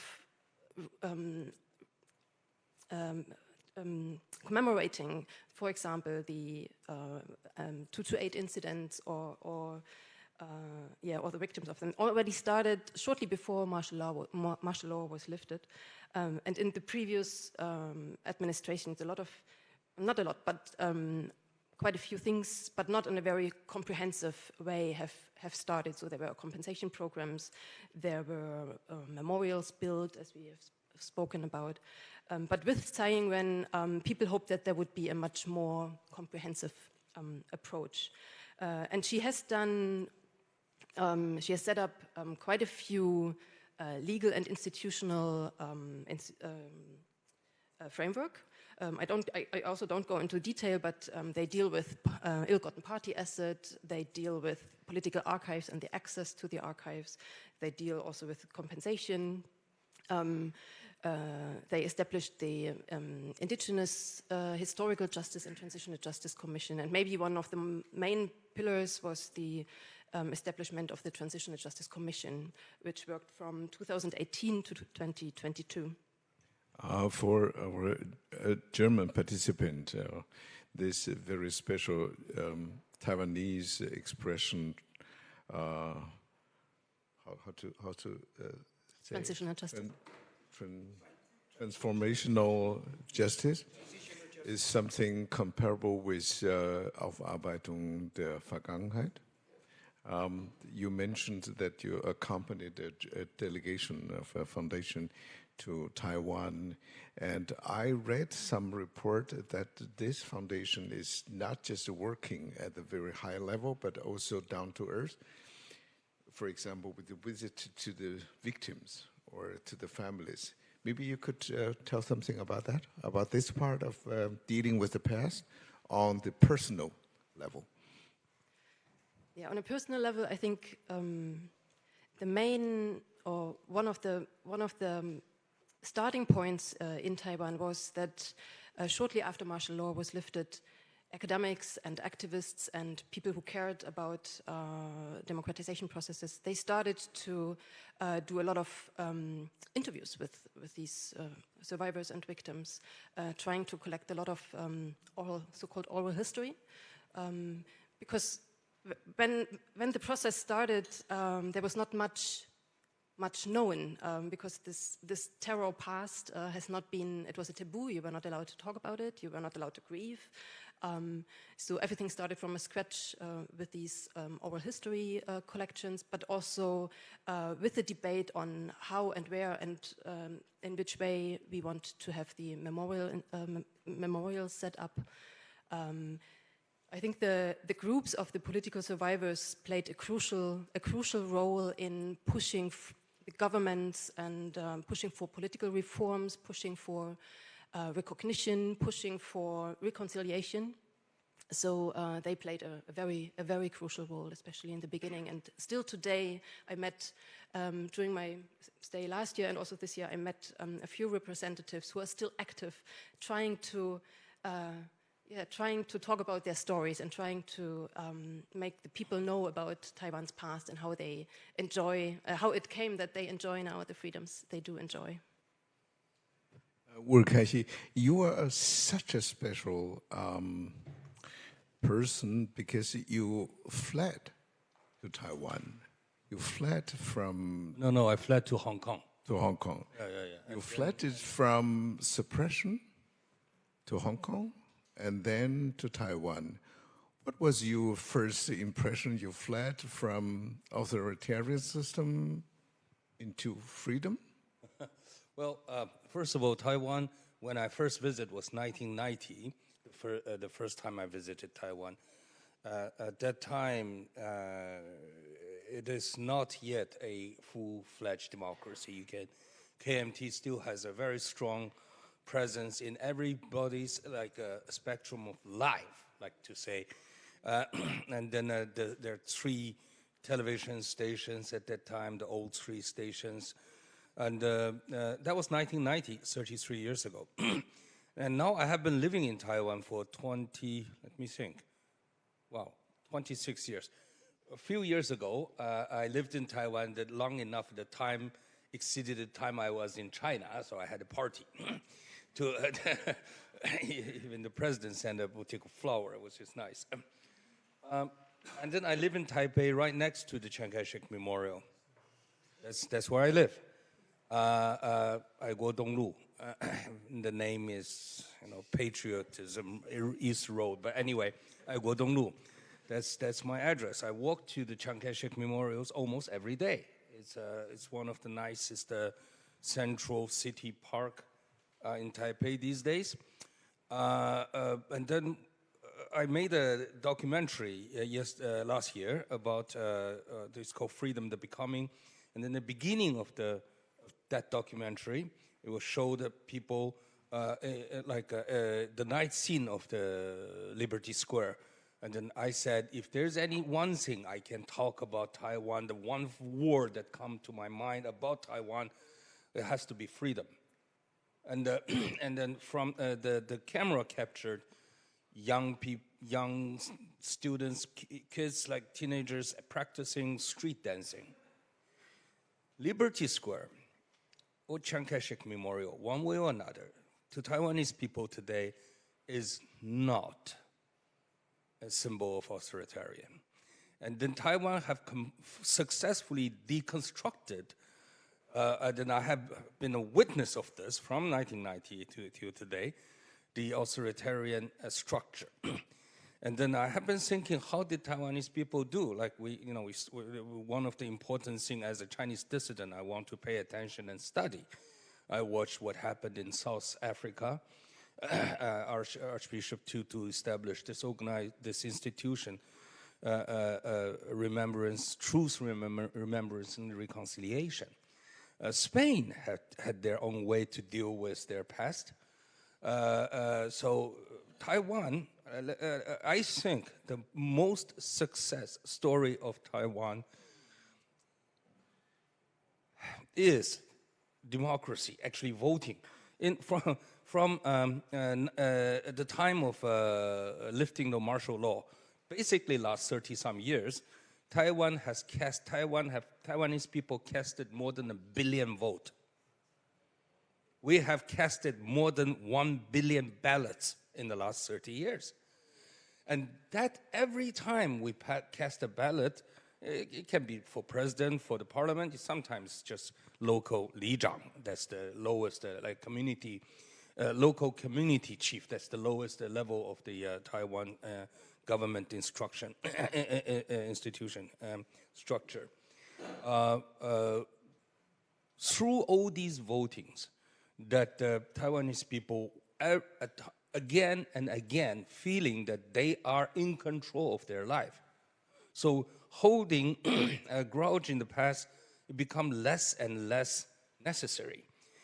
No matter of fact, you mentioned President Chen Shui-bian changed his the square name from commemorating. It's a plaque named Dazhong Zhizheng, basically commemorating Chiang Kai-shek himself. He changed it to Liberty Square, and that was one of his election tactic. He wanted, and one of his, at that time I was a very strong critic of the DPP. Oh, by the way, I think I need to give you, in all fairness, let me give you my political affiliation in Taiwan. I'm non-party affiliated, but I am appointed by DPP now as the General Secretary of Taiwan Parliamentary Human Rights Commission. So I am appointee by DPP, by the majority of the parliament. But I'm non-party affiliated. But during that time, when the flag was changed from Dazhong Zhizheng into Liberty Square, I was strong criticizer of DPP at that time. And then DPP lost its election in 2008 to Ma Ying-jeou in landslide. I mean, it's like the election tactic backfired. The election tactic at that time, Chen Shui-bian, is to create confrontation within the country, digging up to the stories like Chiang Kai-shek is a dictator. We shouldn't commemorate him. We should change all the name. And then what happened is DPP lost the election because of that tactic. A lot of people remember that that's because of Chen Shui-bian's corruption case. No, Chen Shui-bian's corruption case came after the election. It emerged after the election. So what made Taiwanese people in year 2008 get so tired of DPP is that tactic that's trying to create the social confrontation between, to open the old wound, sort of speaking. I feel so much compelled to ask you the next, maybe a little bit provocating question. You are talking about dealing with a painful authoritarian past, but the Taiwanese were sick of it. We had the time to vote 10 billion vote to heal our wound. That 1 billion vote is the wound, is the healing, sorry. Why were the Taiwanese people at that time, as you're talking about, not so prone to deal with this authoritarian past? Instead, they voted for the other party, for the Kuomintang, who may be held accountable for this authoritarian past, but the people was not excited. Why was it that? I think KMT should definitely be held accountable for the past, but one thing we also need to accredit them is that they are also responsible for smooth transition into democracy. So Taiwanese people are fair. Taiwanese people realize, we elected DPP at the time in due course in year 2000. It's time for a party shift. But year 2008, Taiwanese people say, okay, DPP as a force for democratizing Taiwan, we have already acknowledged their credit. We no longer owe our vote to them. So from 2008 on, it became a fair game. You just be a good political party. And then KMT is also a fair player. If they can do the good job, yes, they did. Like, for instance, Ma Ying-jeou was, when he was elected, one thing I would agree with what he did is, despite so many times, the Green camp wants to bring him back to the ideological or even national confrontation in Taiwan. He never take the bite. He never really answered so many times when DPP called him Chinese, which is a terrible term at that time. So, but then he never really answered, which is something I applaud for. One of the not so many things that I applaud for Ma Ying-jeou. Just a very short comment. I don't want to take the time away, but it reminds me very much of the transition to democracy in many other countries as well, which were also negotiated. So, for example, Hungary had a negotiated transition in 1989, 1990, and then free elections. And the decision was taken not to open the files and the archives, which led, at that time, everybody thought this is the consensus, so it will be more peaceful because you don't have to throw with mud and you can just leave the past be. But that leads to the problems decades later, that then you can say anything about the past because you have people who were evidently informers or evidently part and corrupt parts of the past system, can say anything about themselves, and it's impossible to establish. So in the 1990s, many people were watching in horror what happened after the Stasi archives were opened. But actually, I have to say in hindsight that to open them was the much better decision. And it didn't come from the West Germans at all. West Germany at the reunification process didn't want it. It was the opposition movements in 1989 in East Germany who pushed through this law to open them, against a lot of opposition. So it's a very interesting thing. Also, Chile was negotiated 88, 89, 90, and how they relate to the past 30 years later is still a huge issue, and presidential candidates are positioning themselves. Where are they? Also, Spain, almost after 50 years, it would be impossible to have a coalition between the People's Party and the socialists in Spain because of the past. So now it is incredibly difficult to create a coalition government in Spain, because there will never be a grand coalition between those two.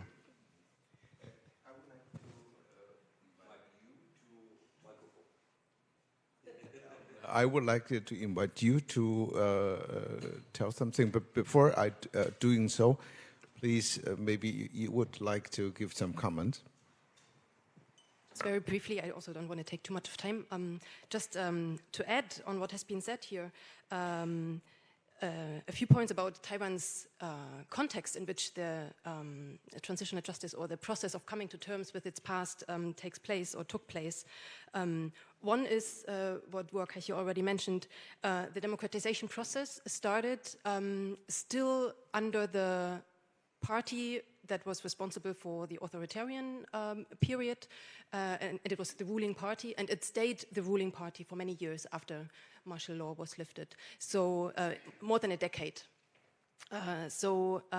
Yes, they started with political reforms, also with negotiations with civil society and with the opposition party, etc. But they also, for a very long time, still controlled education, the narratives. It was a time when Taiwan's economic development prospered.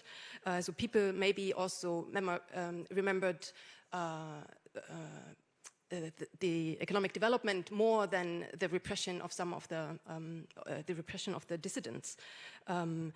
And the third layer to the context is now, coming back to now, is Taiwan's unique international situation and the threat from China. So it is it was and is very complicated to change the constitution, to change the name, well, there is no consensus within society about, for example, the name of the country, but also there is really no freedom to change it because of the threat from China. And I agree. I also was looking for a word how to describe Taiwan and what has been achieved. And I would say Taiwan now has, unlike some countries, Taiwan has the freedom to remember now.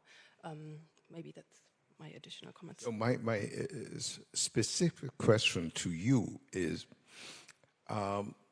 maybe it is wrong what I'm observing. I'm observing some kind of war between memories.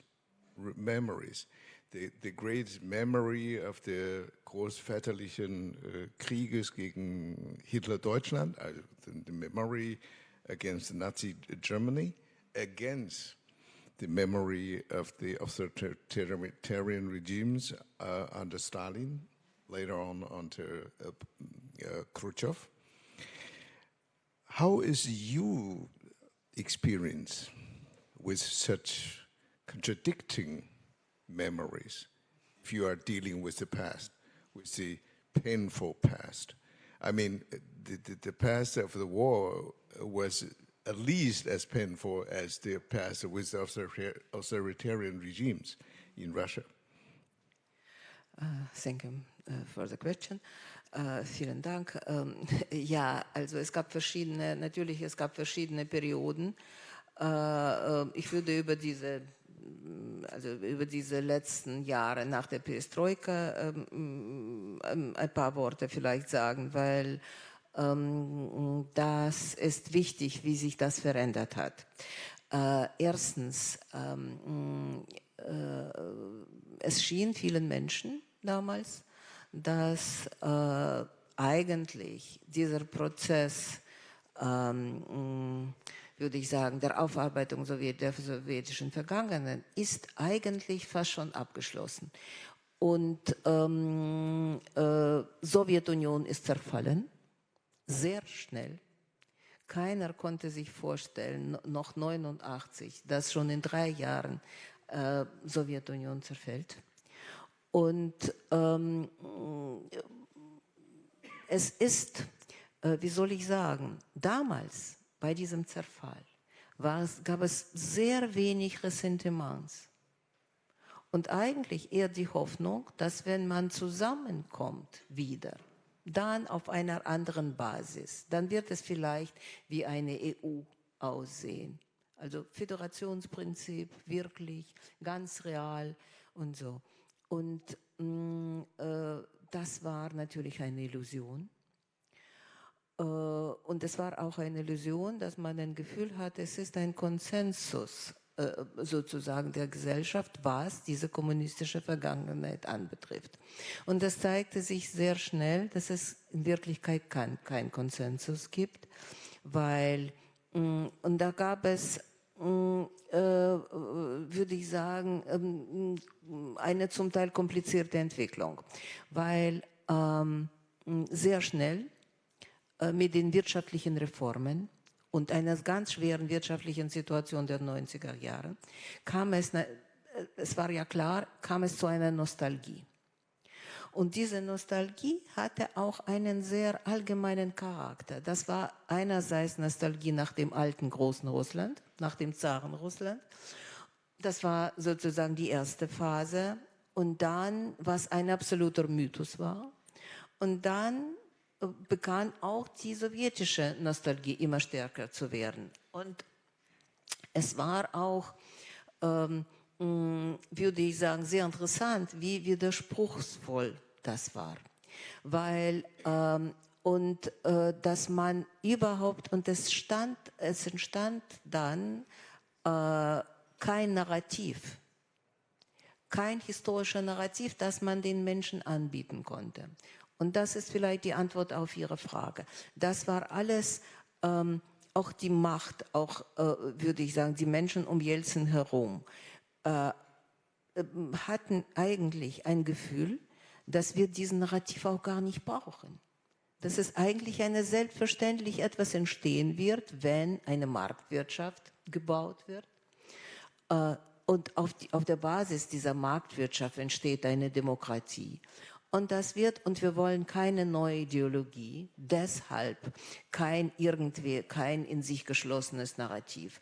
Und auf unsere, würde ich sagen, Appelle und Aufrufe, dass es gefährlich ist, dass die Menschen irgendwie eine Vorstellung bekommen müssen, was war eigentlich diese kommunistische Vergangenheit? Hat man dann auf uns geschaut, dass wir als Idealisten sind, alte Dissidenten, dass Stalin schon absolut zur Vergangenheit gehört, auch das kommunistische Regime. Das ist eigentlich wie ägyptische Pyramiden, interessiert doch niemanden. Also wir bauen Marktwirtschaft und es wird sozusagen dann um diese Marktwirtschaft wird das alles regeln. Und das kommunistische oder prokommunistische Elektorat wurde dann nur wichtig, wenn es um die Wahlen ging. Dann bekam man sehr populistisch natürlich den Kommunismus wieder zu entlarven, Stalin und so. Das haben wir ganz massiv erlebt bei den Jelzin-Wahlen 96, wo es eine massive Manipulation war mit den Wählern. Und es entstand, wie soll ich sagen, nicht nur, dass es Konsensus entstand, es gab ja keine Erklärung, warum überhaupt Sowjetunion zerfallen ist. Warum das alles überhaupt passiert ist. Was war das eigentlich, diese Sowjetunion? Und es war natürlich ein Problem der Identität in Russland, und wurde immer stärker. Was sind wir eigentlich in diesem Russland? Was sind wir? Also die sowjetische Identität existiert angeblich nicht mehr. Wo ist sie denn? Ja? Die anderen, also die neuen Republiken, die neuen unabhängigen Republiken, sie hatten es im gewissen Sinne leichter, weil sie ja gesagt haben, wir wurden okkupiert. Zum Beispiel, wir waren besetzt, die baltischen Republiken. Also wir sind Opfer, da sitzen Täter und es ist eine klare Geschichte. Und das war etwas komplizierter, natürlich mit der Ukraine, aber dieselben Geschichten, also haben wir auch im Kaukasus erlebt, Georgien natürlich ganz, ganz massiv und so. Und in Russland entstanden diese Ressentiments mit dem Gefühlen, man macht uns zu Täter und wir waren doch selbst Opfer. Wir waren doch selbst Opfer. Schon in der Zarenzeit waren wir alle Opfer, weil es eine Leibeigenschaft war, faktisch eine Sklaverei, die auch die absolut Russen betroffen hat. Wir hatten im Krieg auch so viele Menschen verloren. Wir haben eigentlich für die Befreiung von baltischen Republiken so viele Opfer gebracht, also gegen den Faschismus, und uns beschuldigt jetzt mal, sie wieder besetzt zu haben. Und das war so ein, würde ich sagen, Feld und so eine Nahrung, die man sehr schnell in einen Nationalismus, in einen quasi Patriotismus umdrehen konnte. Und dann noch, was ganz wichtig ist und oft manchmal, wenn man mich fragt, wo waren diese roten Linien eigentlich in den 90er Jahren? Wo waren sie? Wo es wirklich dann klar war, es kippt um in etwas Gefährliches. Es gibt so nicht nur Krämpfe, sondern richtige Gefahren. Das war natürlich der Tschetschenische Krieg. Das war der Krieg, der Ende 1994 begann und natürlich in Wirklichkeit ein postimperialer, wenn wir diesen Begriff, es ist ein bisschen schwankend, was es für ein Imperium war, diese Sowjetunion. Das kann man ja natürlich noch präzisieren, welche Art vom Imperium das war und was die Sowjetunion war. Aber das war klar, dass man also dieses sozusagen abtrünniges Tschetschenien mit Gewalt zurückbringen will.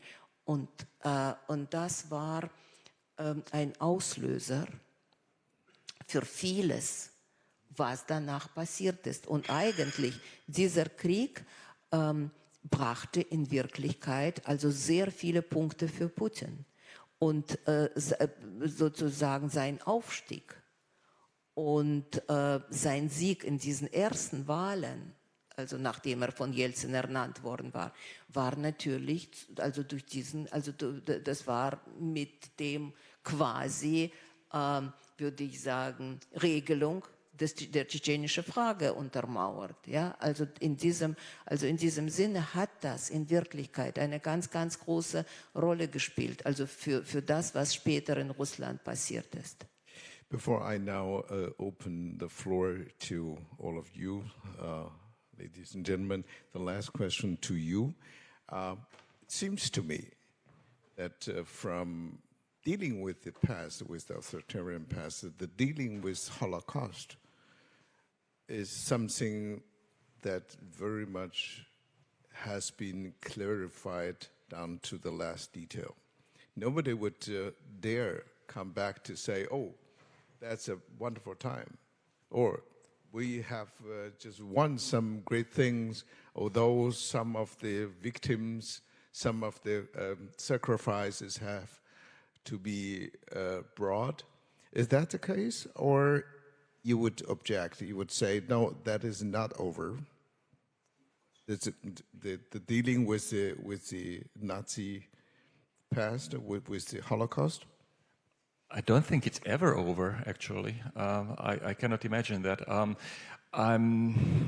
First of all, the Holocaust is only one aspect of the German past and of National Socialist past. So that was one genocide, but there were many, many other atrocious crimes. For example, many people don't know it, but the second biggest group of victims were Soviet prisoners of war. 3 million were basically systematically starved to death, especially in 1941, 1942, and not so many people know about it. So it's and there are a lot of others as well. yes, it's true, it has been talked upon and researched for decades now, but that still means there are always new aspects coming up and always new questions coming up and always new angles of attention. And also how people deal with it is also different and changes. I don't want to get too much into what is happening right now in the last couple of weeks. It's a very changing situation, but what was quite interesting for me, 2 weeks after the terrorist attacks against Israel, on 22nd of October, there was a bigger demonstration or solidarity demonstration with Israel and against anti-Semitism. There were about 15 to 20,000 people, and I was there, but in my impression, most of the people were of an older generation. And I'm asking, why is it? So does it mean that only older people go to this kind of demonstrations because younger people have something else to do on a Sunday morning? Or is it a generational thing that the older generations who were socialized very much under the impression of still having to grow up with their parents who might have been Nazis.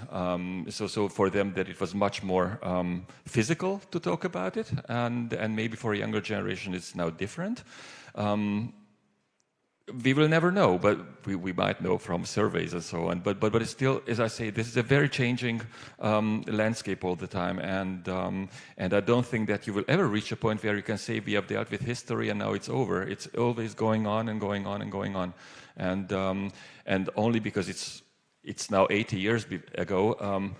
Well, there are still historical things which we are talking about where you don't even have photographs from. So 200 years, still things are very relevant that happened 200 years ago in the Napoleonic Wars, or for the Serbs, many things are important which happened in the 13th century. So only because you are farther from something doesn't mean that it's not relevant. For example, for the French or for the British, the First World War is almost more important than the Second, although it's farther away. So I don't think it's over. I don't think it's ever over. And I actually like the fact that it's not over, that we are still debating these things, because it's very much of how we shape our identities as societies. So the last word, Urkashi, you just mentioned at the beginning you would one day shout, I'm a free man, I'm a free Uyghur, I'm a free Taiwanese, I'm a free Chinese. Does the dealing with the painful authoritarian past have something to do with your personal identity? Or you would say, if we have dealt with this past, the special identity wouldn't play any vital role anymore, because I'm just a free man. Whether I will be still Chinese or Taiwanese, it doesn't matter anymore. Is that what you want to say? No, that's well, I would say freedom unifies all my identities. So also gives a clear guidelines when, for instance, when there is a war between China and Taiwan, I will be, of course, defending Taiwan against China in the name of freedom. And then today I have no problem supporting Uyghur Xinjiang independence, Uyghur independence, where for a long time it's a taboo in the Western world, that the Western world, US-led Western world, follows Chinese narrative. And whenever they point their finger to Uyghur people, they say they're terrorists. Second worst is they're separatists. So the Western world could not support a separatist movement. Think about that. That's silly. I mean, if Quebec separatist movement from Canada is a legitimate movement, right or wrong aside, it can be accepted widely in the Western democracies. If Scotland's separatism movement can be widely accepted by the democracies, Tibetans and Uyghur people only have more rights to choose to become a separatist today. So my identity has no conflicts. When I say I'm a free man, I'm not saying, hey, I'm free, I don't care about that. No, freedom is the clear guideline here to make me help me make the clear decision. of my identity. There are identities you cannot shake off. I was born in China, and then of course, and then I was a Chinese student leader. And if I want to say, no, I don't want to be a Chinese anymore, I'm a Taiwanese, the Chinese government say, no, you're still on our most wanted list.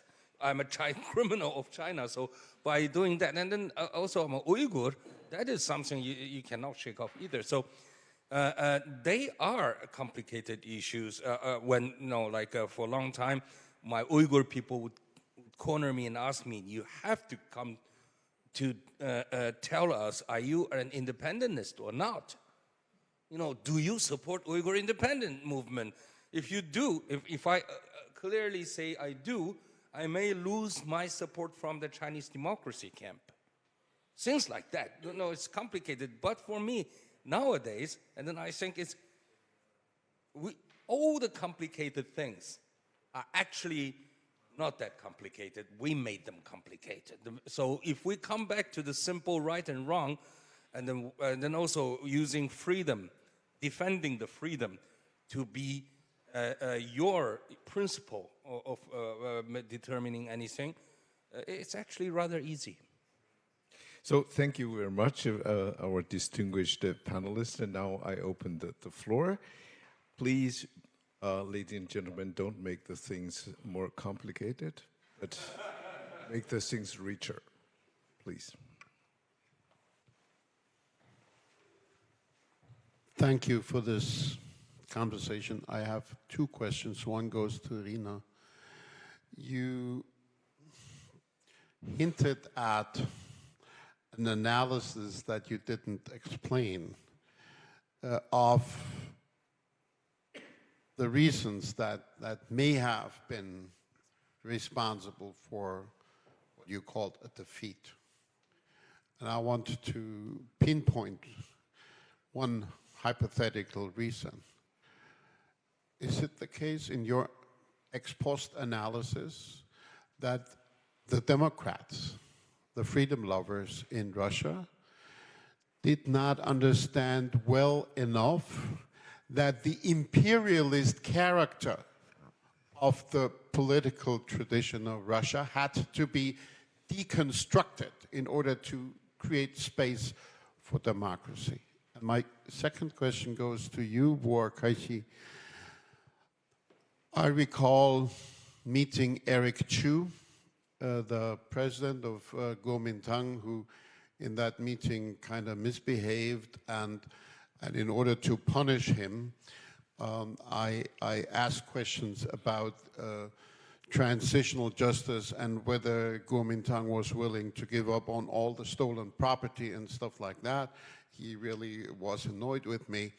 But so I succeeded with what I set out to do, but the question is, beyond utilizing this past as an element to go after your political opponent, is there in the Taiwan of today a need to come to terms with that past that transcends these political antagonisms? Danke für die Frage. Ja, also ich hatte nur wenig Zeit, das zu erklären, und ich glaube, das weiß man ja auch, dass unsere Reformen und unsere Demokraten der ersten Stunde wirklich keine, würde ich sagen, also es absolut unterschätzt haben, wie stark Russland und zum Teil auch wir, diejenigen, die sich mit dieser Aufarbeitung beschäftigt haben, wie tief noch in Russland, würde ich mal sagen, alte Konstrukte saßen, wie tief im Bewusstsein von Menschen, also in dem, wie in der Gestaltung der Gesellschaft. Und es wurden, würde ich sagen, und zum Verhängnis wurde das, dass auch die Reformen halbherzig durchgeführt worden sind, unterbrochen einfach. Und das führte letztendlich dazu, dass man zum Beispiel nicht die Wichtigkeit darin sah, das ganze Sicherheitssystem richtig zu reformieren, das Staatssicherheitssystem. Es war kein juristisches Reform wirklich zustande gekommen. Und das waren also ganz entscheidende Sachen. Und man konnte dann, ja, man schwankte dann zwischen dem Populismus, dann auch in den 90er Jahren, der immer stärker wurde. Und dieser Populismus basierte eigentlich auf diesen sehr, würde ich sagen, auch zum Teil falschen Vorstellungen davon, was wie eine Marktwirtschaft in Russland aussehen sollte. Ja? Und, und diese ganz wichtigen Sachen für Aufbau einer Demokratie hat man dann nicht so in den Kämpfen, in den Machtkämpfen, in den Kämpfen um Reichtum und Verteilung von Bodenschätzen, also in Russland und so fort. Also da wurde ja diese Erbe eigentlich, wie soll man sagen, nicht als etwas Bedrohliches gesehen. Ich meine jetzt sogar die Menschen, die wirklich damals Reformen und Demokratie wollten. Und ich will vielleicht so eine Metapher, es war wie ein Frankenstein, also diese Vergangenheit.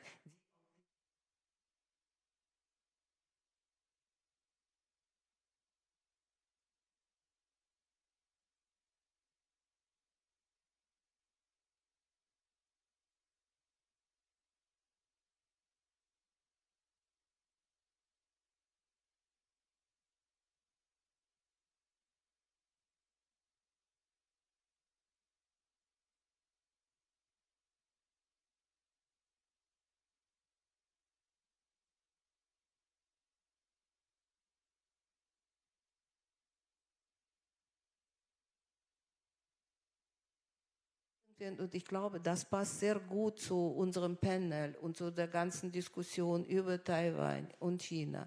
Man erklärt die ganze Zeit, also die Ukrainer eigentlich keine Nation sind. Neuerdings ist Putins Beitrag, also das war am Vorabend, ich weiß nicht, also es ist sehr bekannt, dass am Vorabend, also 3 Monate vor dem Kriegsbeginn, hat Putin einen Artikel veröffentlicht über eigentlich Ursprung des ukrainischen Volkes. Es ist inzwischen verlegt in ein Riesenband mit 800 Seiten. Mit den goldenen Lettern in einem roten Umschlag, wo jedes Zitat aus diesem putinischen Artikel, das aus Mythen, Lügen, Fälschungen besteht, mit quasi Dokumenten untermauert wird. Also und sozusagen absolut als eine Grundlage für diese Aggression erklärt. Es war ja keine Nation. Ukraine war nie ein Staat, soll auch nie ein Staat werden. Justification saying the Ukraine has never been a state and it should never be one. So this shows what happens if you are not really aware of the past, and we experienced this in the 90s. Our younger generation is now the victim of all this. I think this fits very well with our discussion. And a final sentence, you know, I've never been to Taiwan or China, but no country plays such a big role for Russia, also in this war against Ukraine, like China. For Putin, and we saw this when the Chinese leadership was received by Putin. This is the only supporting pillar for Putin. And if the claims China makes start to be implemented, though it is far away from Russia, but of course this scores points for Putin, and we have to see the truth. The attempt of China to take over Taiwan is also a game that will be important for Putin to justify his aggressive war against Ukraine, and it shows how small the world has become, how much everything is interconnected. So these are the common lectures we can draw from history.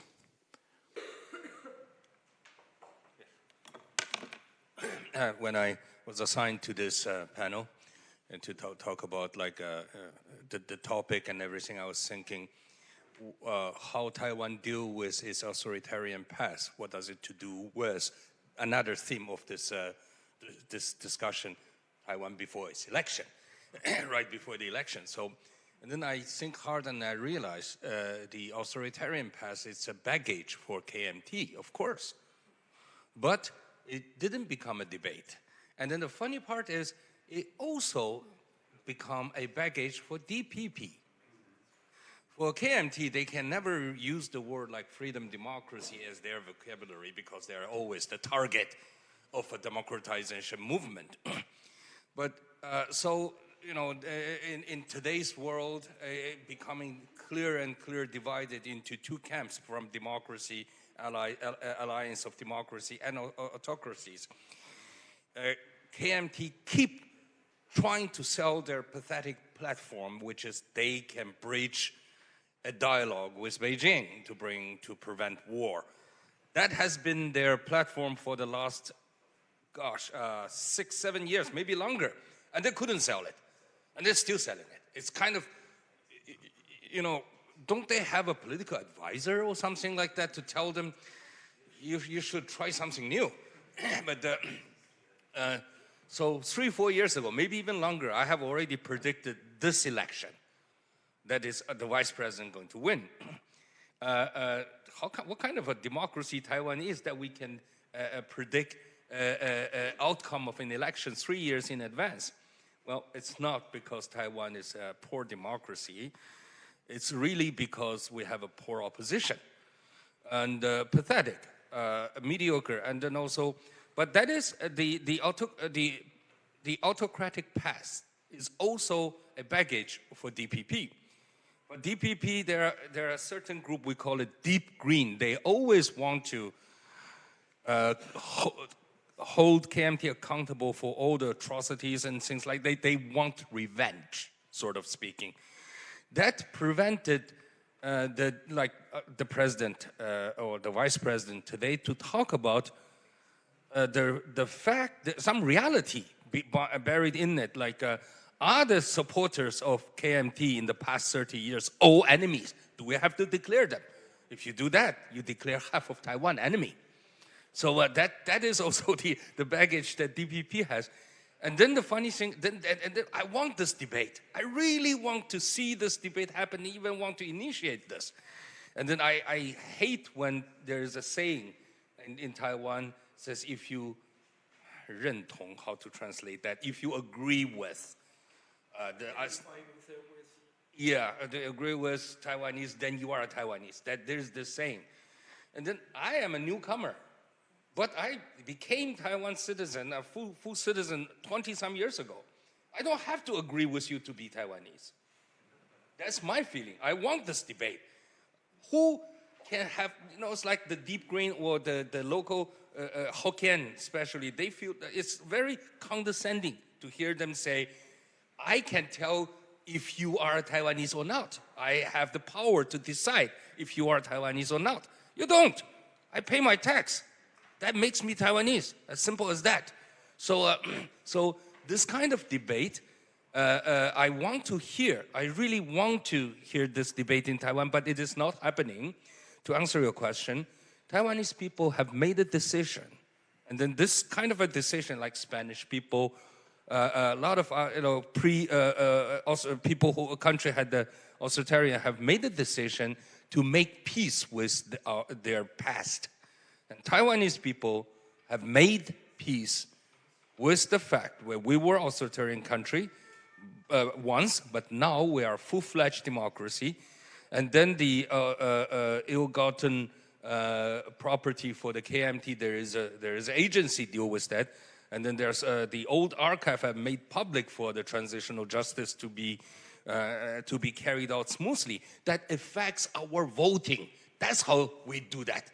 So at the end of the day, as long as we Taiwanese citizens have our ballots, and then we have free flow of information about our authoritarian past that can have a direct impact for my voting. For instance, there's no hell way that I will cast my vote to Hou Youyi simply because he was the police chief at that time charged to arrest Zheng Nanrong.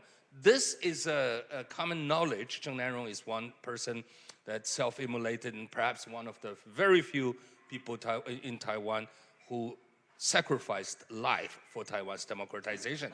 And then my knowledge of Hou Youyi being the one police at that time prevent me from casting my vote to him. But does he have a vote? Would I agree that he has a right to put his name on the ballot? I think that's how we make our peace with our authoritarian past. We don't hold this KMT accountable for what the KMT did 30 or 40 years ago. He can still participate in a presidential election and have his name on the ballot. I'm just not going to vote for him. That's how we, deal with our authoritarian past. I have answered your question. Thank you. Distinguished Mr. Xie, you have the honor of the last word. Well, thank you very much for this statement, but in Taiwan there are two kinds of people. Some pay tax and some pay attention. And I have to say, the dark side of a kind of this Aufarbeitung, transitional justice, it looks as we had a true reconciliation. We didn't have it, that's the problem. And the very disadvantage of this kind of transitional justice is you didn't make the difference between patriot and supporter of the party. Because this kind of transitional justice just ignored, we had to, but it didn't happen to ask who worked under the name of patriotism, as a matter of fact, working as a spy for the party. It didn't work out. And that's the reason why the same thing happens. At that time, people who was spying the students in abroad or in Taiwan, they were doing that. They thought they were doing that for the fatherland. And it wasn't discovered that they wasn't doing that for the fatherland, but for the party. Because we want this kind of quick reconciliation. So the same people who did that for the party, they are still doing that for China, for big China. And they think they are still patriots. They are still patriots. And that's the problem. Ma Ying-jeou, the president, he accused me of making his reputation bad because I said, according to the records which has come to the world, become familiar, he did that. He was an informer of the party in USA. He accused me, I won the trial, I won the process. But since there is no point to make less clear, people, they don't have to be punished. But at least you have to make it clear, doing such kind of monitoring, controlling the students or Taiwanese outside who were critical against the KMT regime, who did that dirty job as a henchman, he should be recognized, not necessarily punished, but he should be recognized as a henchman. And because that didn't happen, so they are doing now again, but not for the party, for the big China, with the excuse, everything that happens in Taiwan, including your voting, is not a part of the democratization process. When the DPP wins the election, it's a kind of independence movement. And that's what Eric Zhu said in his response to the congratulations letter of Xi Jinping 2 years ago. He was elected again, elected as the chairperson of the committee. So what I just want to say is, as long as that didn't happen, and I'm afraid won't happen again, at least we have to, and that's the difference between the Nazi and the DDR in the so-called Vergangenheitsaufarbeitung, because Aufarbeitung means you open the wound, you clear the wound so that the wound could hide itself from inside. And we didn't have that, and that's why we are confronted again with the same people doing the same thing, but this time not working for the party of KMT, but let's say according to the narrative, is doing the same thing for Beijing, because they accused us, the Taiwanese people, who refused to be united with this kind, with or without violence, with less CCP, because CCC means China can punish. And they said, what the reason why we are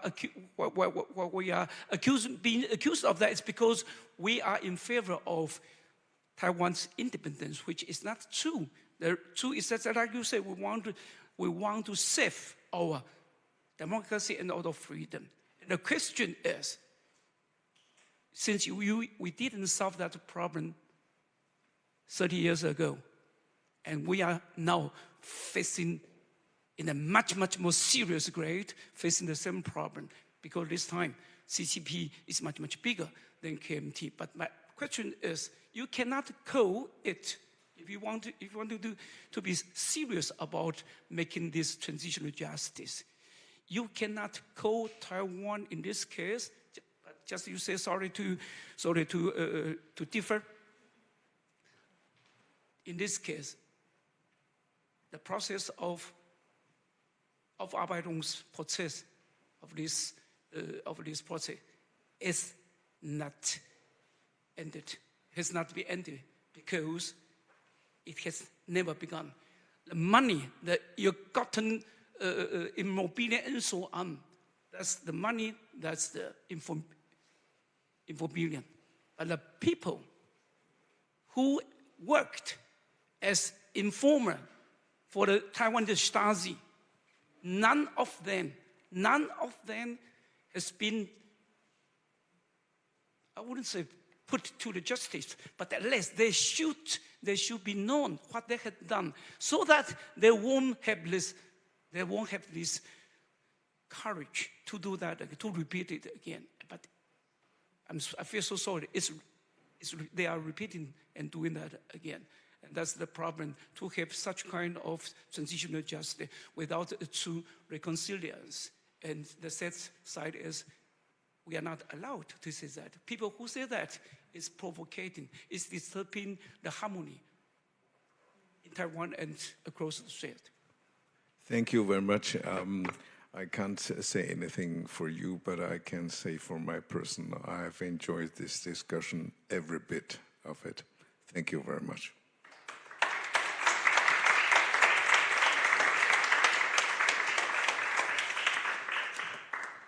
Let me also thank you all.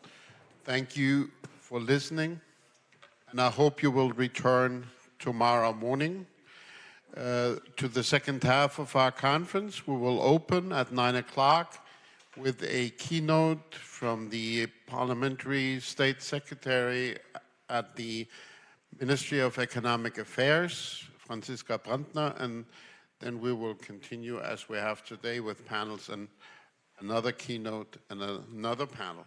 Thanks very much. Enjoy your evening, and see you all tomorrow.